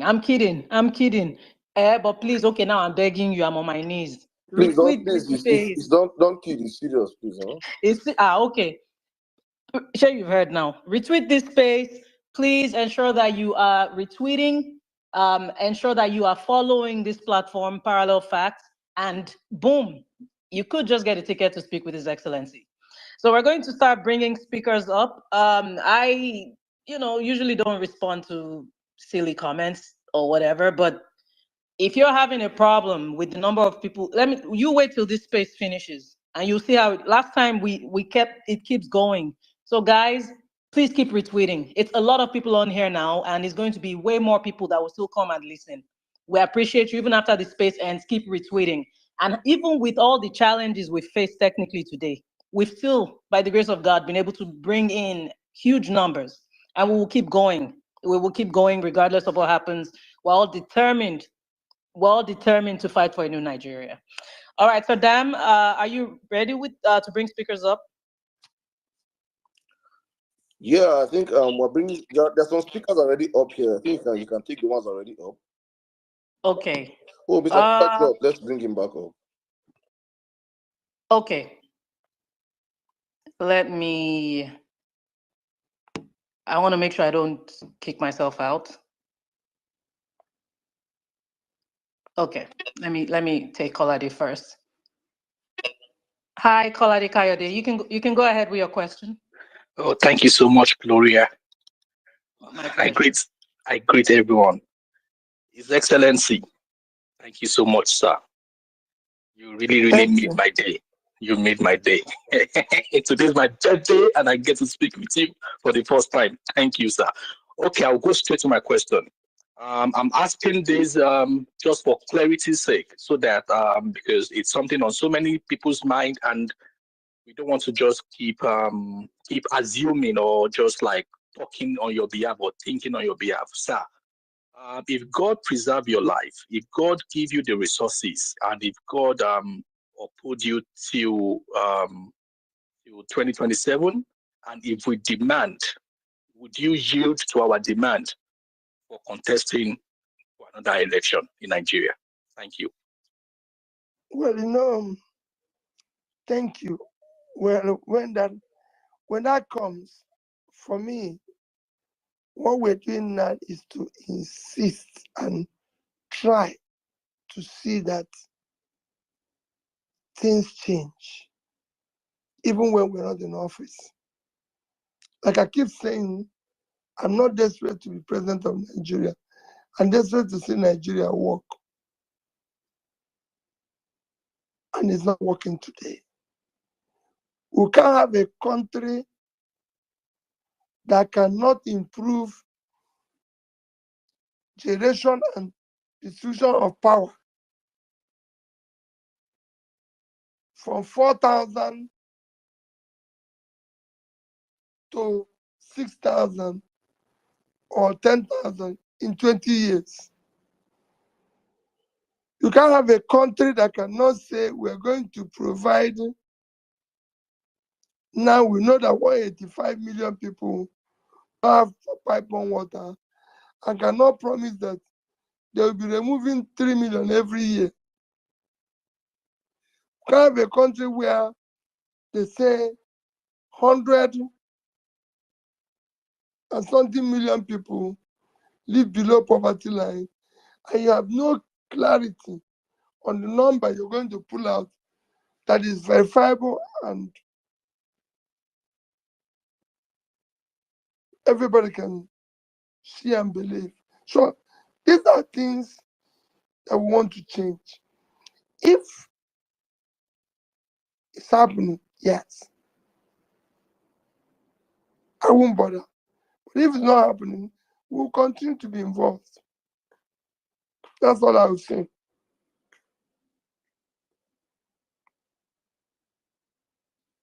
Thank you.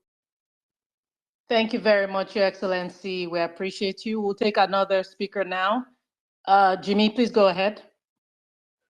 Oh, okay. That was quick. Good day, Your Excellency. Nice to have this conversation with you again. My question is quite straightforward. Just on behalf of a lot of obedient, I just want to ask this way: what is the benefit? Okay, let me put it this way: what benefit is Abia State to you currently, and what benefit will having more LP state be to your desperation to see Nigeria work? I tapped that out since yesterday. Well, I'm sure you've seen it. If the people of Abia are saying Dr. Oti is doing well, what end again do you want in government? I'm not looking for anything in government. Alex Oti, apart from going to Abia, and maybe he gives me a bottle of water. I don't do any contract. I don't benefit from anything. In fact, there's a time somebody said, maybe it's Alex Oti that is supporting or funding me. Some say, oh, it's a bank.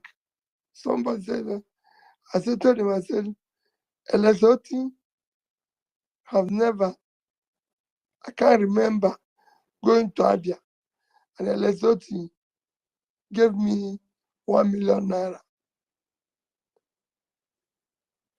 They turn and say, oh, maybe I own Fidelity Bank, and they do this, and I laugh. Fidelity Bank have 540 something thousand shareholders. And so are so many other institutions. So, and I can't remember them again giving me, let me not say they have not giving me 1 million because they might have paid me dividend that's above one, but giving me other than what I will earn as dividend, say 1 million naira for anything. No. It is people like you who will call me and say, Peter, you're doing this stuff not. Can this my 5 million do anything for you? I say, yes. If I have 5 million now, I can provide water. Like in some of the places I went to Sokoto to put water, it was actually Faculty of Agriculture that need borehole in one of their facilities. And I was shocked when they said, this is the first time any individual other than government is helping them with any project.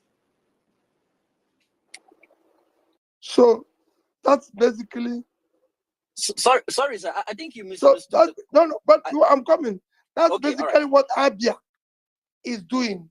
So if you have more Abias where citizens are happy, cumulatively, you have a Nigeria where citizens are okay. We need to replicate the feeling governance is about the people. When the people are happy with governance, then you celebrate it. So if people are happy with, say, governor, we want the people in other areas, Edo, Ondo, Bayelsa, anywhere, to feel the same way.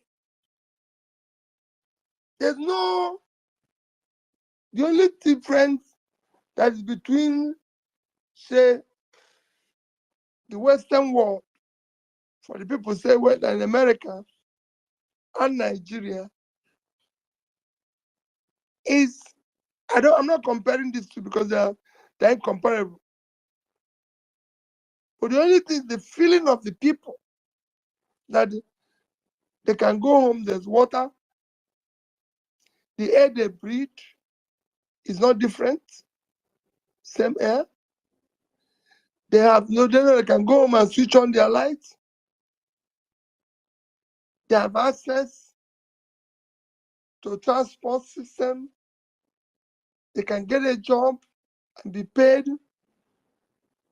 But living in the West is as tough as living in Nigeria. But added to that, is that even with the tough environment, you don't have a feeling of things are working. So, electricity, if we have Abia working in different places cumulatively, Nigeria will be working. If we replicate the same thing at the center, it's a win-win. Nigerians will be happy.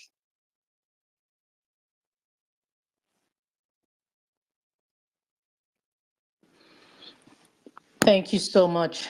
Thank you very much, Pio, for that response. Mr. Stephen, please go ahead. Your Excellency, thank you very much. My name is Stephen Osevigi. Very delighted to be in the space, and thank you to the Parallel Fast team. I had a question around the Edo election, but the PO has put paid to that question.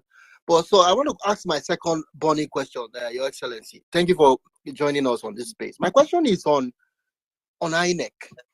Most of us that went through this process with you through 2023, I was on Spaces several times advocating for real-time beavers uploading results. And Mahmoud Yakubu went about, the current chairman of INEC, promising, even in Chatham House, that the results will be uploaded real time. And we know the story, how supposedly it was switched off. And in the courts, which we also followed, it was said to be an option. Can we put pressure on the current National Assembly to codify it so that if we go again in 2027, God willing, it will no longer be an option, that results will be uploaded at polling units so that our results will reflect? Because I fear that if we continue this great work you're doing and we all continue to do this, INEC has not amended that rule and the Supreme Court ignored the beavers. And I fear that that may be a challenge. What do you think we should do as obedience, as Nigerians, and also the National Assembly on the current Electoral Act, which was a big problem why you are not president today, in my opinion? Thank you, sir. Well, I think it's for me, this is not a question. This is a suggestion that all of us will have to work hard on. Because like I said, it is important that you know that it's not everything that is question. I'm also learning, like you people are learning. I'm also listening to you. I want some of you also to tell me what to do. What you ask now is critical. Is there something that we'll all engage in? I've taken note of it. We must now ensure that issue of what they said last time is not, they have an option, should no longer be an option. And it will be followed. That's what I'll say on this one. Okay, thank you, sir. I would just to conclude that part of the question, I would please ask that when you meet with the National Assembly delegation from our party and also the opposition, which includes the PDP and all other interested parties, let them bring it to the table, and we as Nigerians will support that effort so that we can be sure that the votes of Nigerians will count 100%. Thank you, Your Excellency. Thank you, Paralefa. All right. Walchester 04, you can go ahead, please.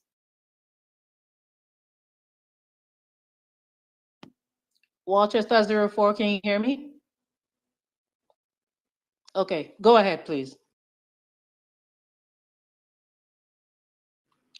Okay, still not hearing you. At PDOM, Nigeria, are you ready? Yeah, I'm ready. Please Good go evening. ahead. Good evening. Yeah, good evening, Your Excellency. Good evening, everyone on the platform. Good evening. Yeah, so my questions are very critical ones tonight. It goes this way. On the 15th of February, I posted a document, a secret document, where this government approved 24 billion for Hajj subsidy. The government came out to deny via the National Hajj. Yeah, Hajj. Pilgrim, Hajj subsidy. Okay. Yeah, I posted a document with Tinubu's signature where the government approved 24 billion naira to subsidize for Hajj. The National Hajj Commission came out to deny. I posted a document where the chairman of Hajj received the money via Senator Shetima's office. Nigerians did not react. Nothing happened. That money was sourced from Wheat Grain Reserve. That's where they pulled that money off without any National Assembly appropriation. Nigerians did not react. They went behind and increased that money to 90 billion naira. Daily Trust reported it today that the government is subsidizing the 2024 Hajj with 90 billion. Was actually sourced from, it was sourced, the money was actually sourced from,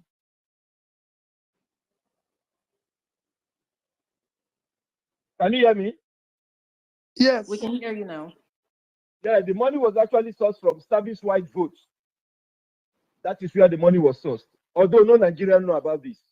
That's where they source the money because they've already crashed down the wheat grain reserve. They finished everything in it. They have to go to the service-wide vote to source the money without any National Assembly appropriation to subsidize for Hajj. I'm waiting for the government to deny. They deny today. Tomorrow I will post the document with Tinubu's signature where I approve the money to be given via the Minister of Finance's office. I will post the document. Now, the question I want to ask you, sir. In 2027, God willing, by the time you take office as the president of this country, will you prioritize pilgrimage as against student loan? 5 billion for student loan. This government is dragging his foot to approve it. But they are using 90 billion for people's personal religion to subsidize for religion.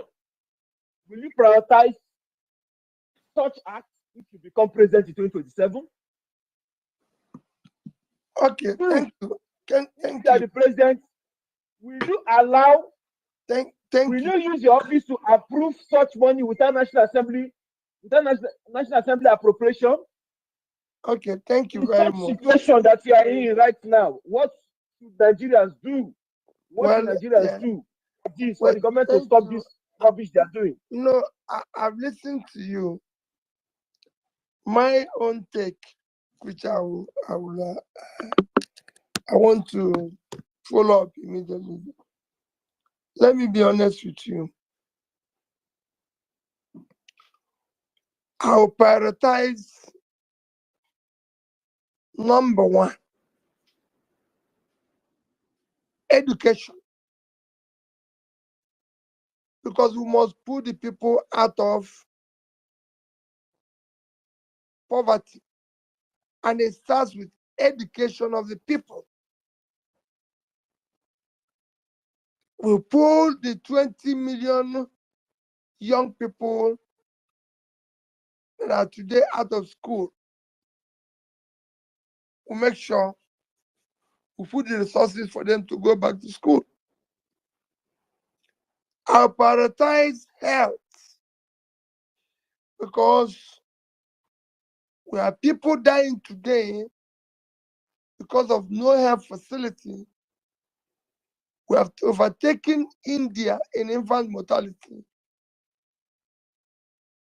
Mothers and children are dying, and it's worse in the north because of non-availability of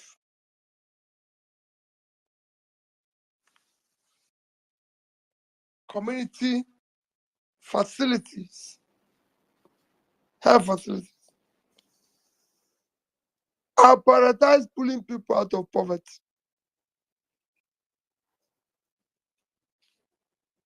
This is where we require to put in our resources.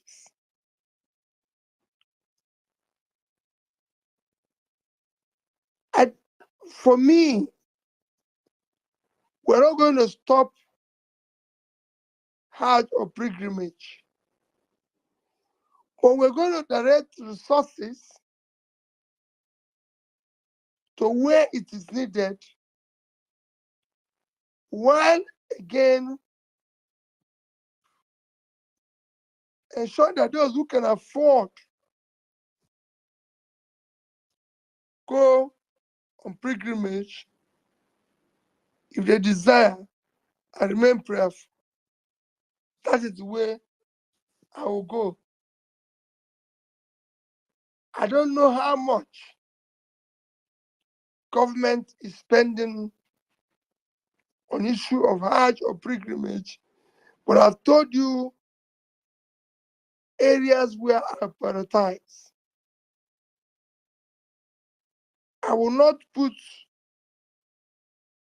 5 billion in education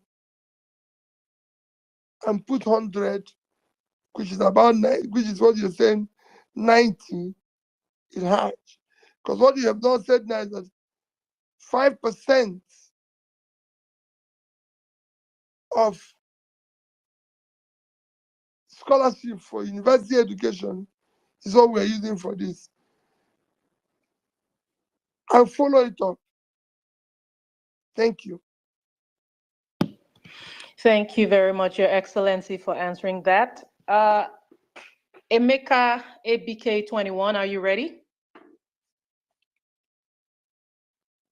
Can you hear me? Yes, I can hear you. Fantastic. Please go ahead. Well, and to everybody, please let's try to stick to one question. Thank you. Your Excellency, thank you so much. It's been an enlightening session. We know you're very passionate, in the fight against poverty, how we can eradicate poverty in Nigeria.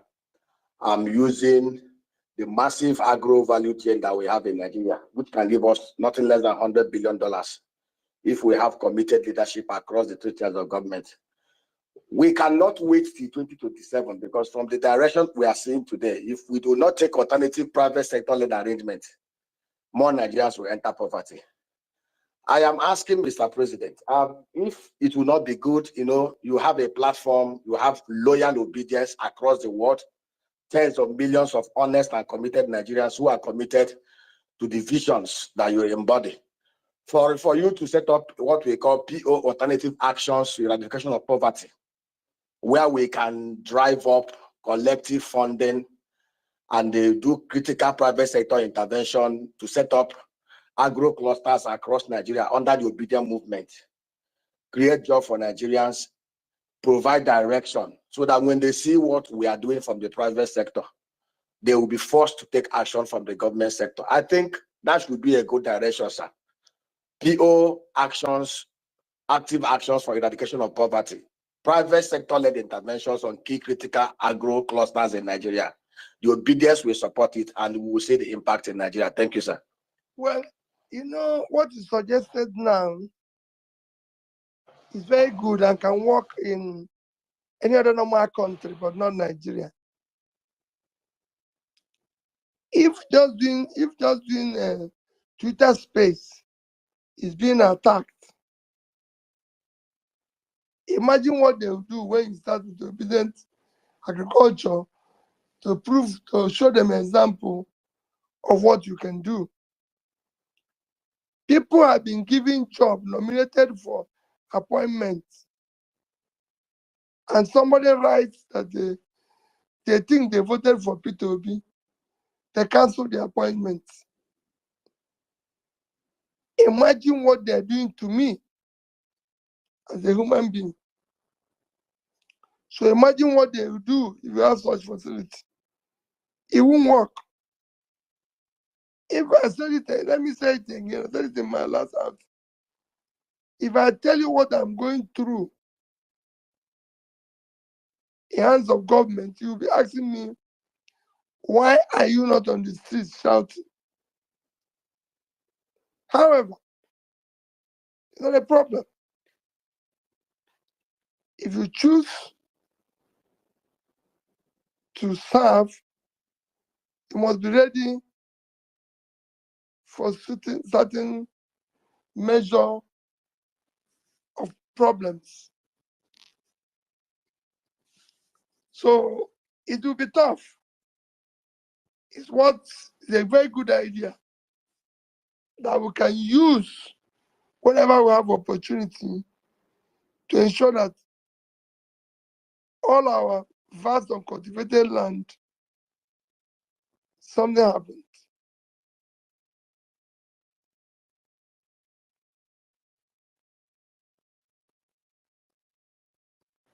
Thank you. Thank you, sir.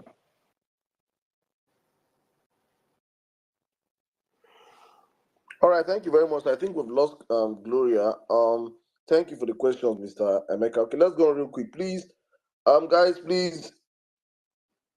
I can see if you're up here and you want to ask a question, you could indicate by raising up your hands. It will make it more swift, so know that you want to speak. And if you have requested for the mic, we have hundreds of requests here. We're trying to see how we sieve ourselves and bring everybody as much as possible, as long as His Excellency is still with us.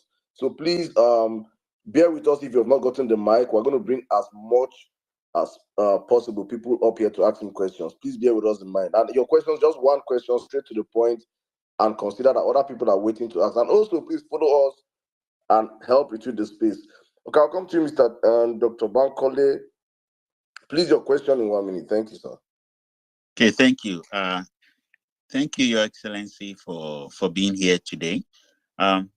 So before I'm going straight to my question here. Before that last presidential election, you toured parts of the world engaging the diaspora. And one thing that always comes up when we receive politicians from Nigeria is we talk about the issue of diaspora voting. Uh, Subsequent assembly, they've always sidetracked this issue. Even when there was strong lobbying, they just always push this diaspora voting issue to the side. Considering the amount of support that you, Your Excellency, have in the diaspora, I would just say I believe there is a strong support base for you and the Labour Party at the moment in diaspora. Is this something that could be of interest to you to push our members in the Senate and the House just to take up this issue and push that diaspora will have a chance to vote? We can't wait till close to 2027 before talking about this. Maybe I think this is the time to start talking about it. I would like to hear your thoughts on this. Thank you. You know, I told you that I said it everywhere I went to campaign. That if I had won the election, declared that I won the election, the next election, and I say categorically, the next election must, diaspora will vote. If they can vote in Kenya, if they can vote in other African Ghana, they can vote in Nigeria. There's nothing wrong in that. There's nothing wrong in that. It's a very easy thing. The reason why it's not happening in Nigeria is because they know if we vote, honestly.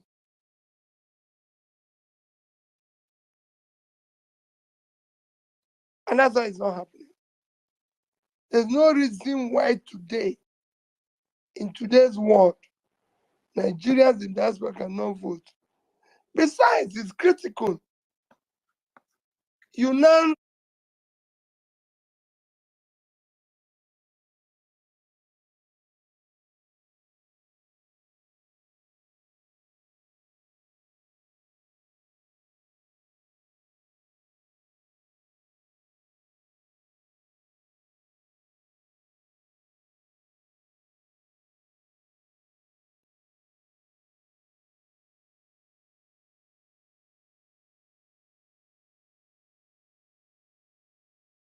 saying the country is being driven by drivers that have since passed their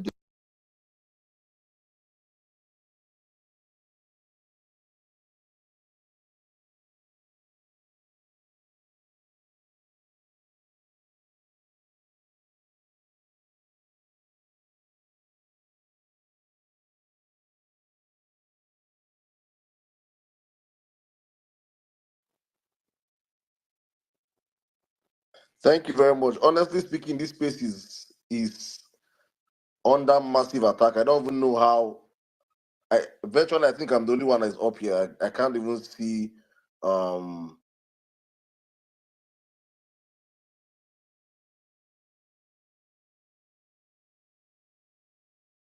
so young Pyro, you have this. You have the space, please, in a minute, please.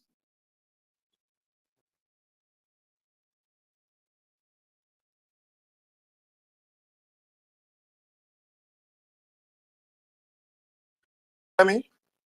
Can you hear me? Yeah, please go on in a minute. You have a question. You have the space, please. Ask your question.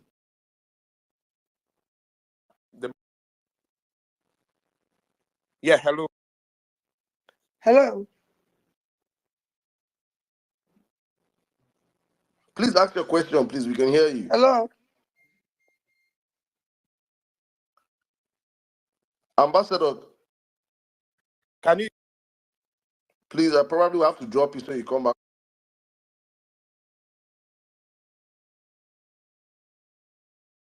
Please ask your question, please.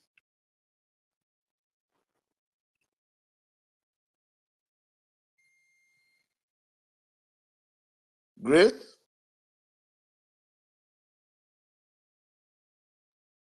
Am I the only one?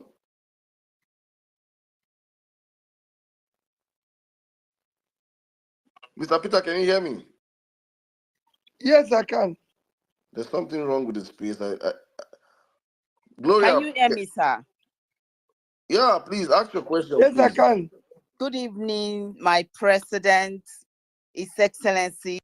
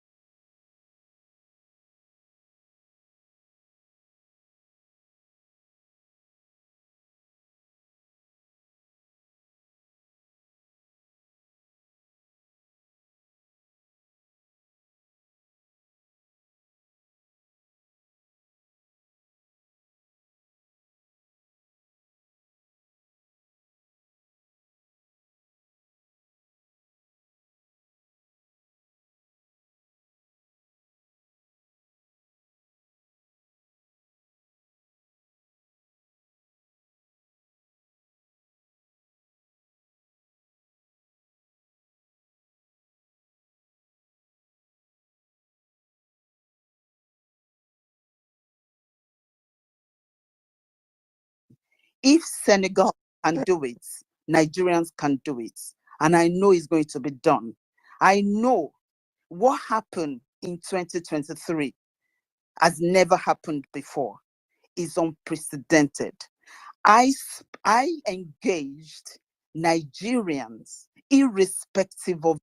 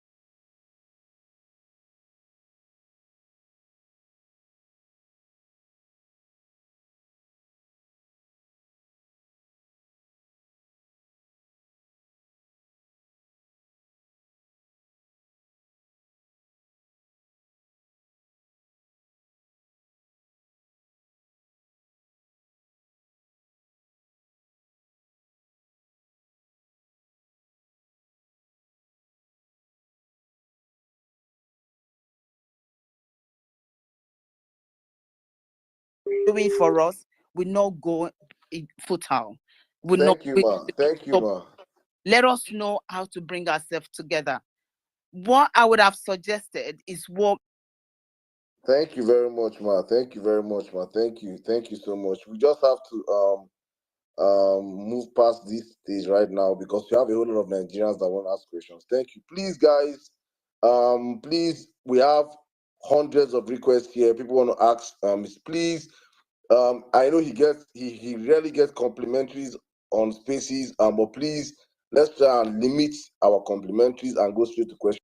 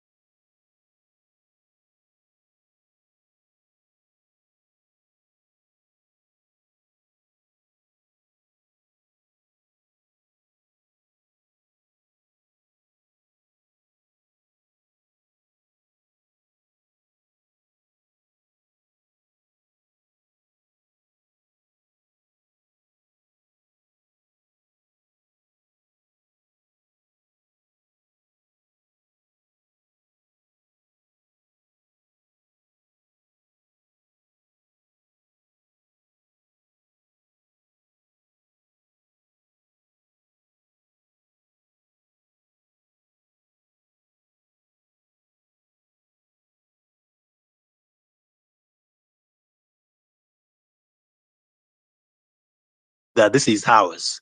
Those are my questions. Thank you, sir. Thank you. Well, like I said before, whatever is happening in Labour Party, we will work hard to resolve. Just like we're working hard, we believe that we'll work hard to resolve what is happening in Nigeria. Whatever we find ourselves now, we'll try and resolve as a family. And whatever we're going to do going forward will be all of us coming together. It won't be me deciding. For the obedience we have agreed, we are going to deal with that issue together as a family. We're going to, people will see what we're going to do in order to hold all of us together and continue with what we are preaching. Because it's important. Some of what you're seeing now is people trying to make sure that, again, we don't continue remaining together. But I assure you, we will continue to remain together, continue to work hard for a new Nigeria that is possible. Thank you very much, Your Excellency. And thank you, everybody. We're still bringing speakers up. We appreciate you. It's such a massive turnout. We want this to keep reflecting in our retweets. And please, again, if you're not following us or if you have not retweeted this space, we may not be able to bring you up for to ask PO a question. Sorry. But yeah, we're going to take another speaker now. At _nonconformist1, are you ready? Yes, I am. Good evening, Your Excellency. Good evening, everybody on this space. Sir, my question is actually quite direct. And, a lot of us have been upset about a lot of things. And one of those things is that we hear that Julius Abure, the party chairman, is literally fighting you in the party and a couple of other people who are opposed to this convention. Please, sir, we need a direction because most of us are contemplating joining the party. Many of us are looking at galvanizing people, to join also. So do you think it is still a very wise venture for us to do this, or should we just hold on and let the whole audit go on and everything, and then see how we move from there, sir? No, come again, because I lost you in the Okay, can you question. hear me now, sir? Yes, I'm Okay, hearing sir. you. So Yeah, go there ahead. have been conversations around the fact that the chairman of the Labour Party, Julius Abure, doesn't listen to you. He has a couple of issues he doesn't agree with you on. So it looks like he may not take advice, maybe not directives. So we're looking at joining the party massively. But then with all this kind of infighting, we are having double, we're thinking twice about doing this to know if this is where we will be, because we don't want to join the party and then he pushes you out, quote and unquote, and then, we now have to start scampering again and all that. So we want to know, sir, what is the direction about this going forward? Thank you, sir. Well, like I said before, the direction going forward is that we're here. We're here, and we'll do everything to work with them. We'll do whatever is possible, because we're there, and we'll do whatever is possible. We will ensure that they listen to us. It's not just me, the obedient. If in the end they don't listen to us, well, as we go along, we'll see what is happening. All I can tell people is that they remain focused on building a new Nigeria.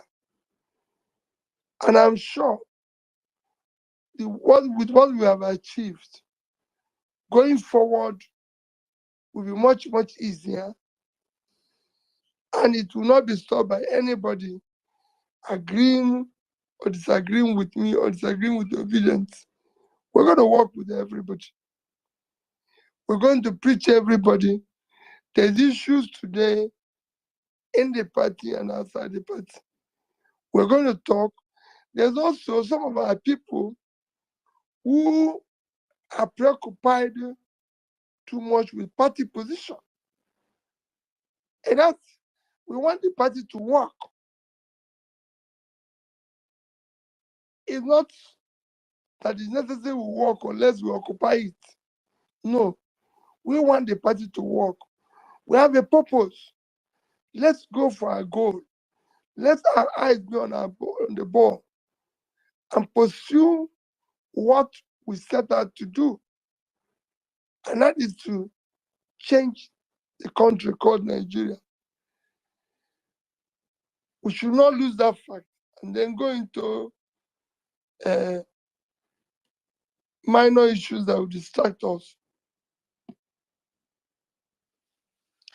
Thank you very much, Your Excellency. Guys, this space is also open to women. We also want to hear from our women. Oma's Therapy, I'll take you in just a second. Also, please remember, it's not just for supporters of Peter Obi. We actually do want to hear your feedback.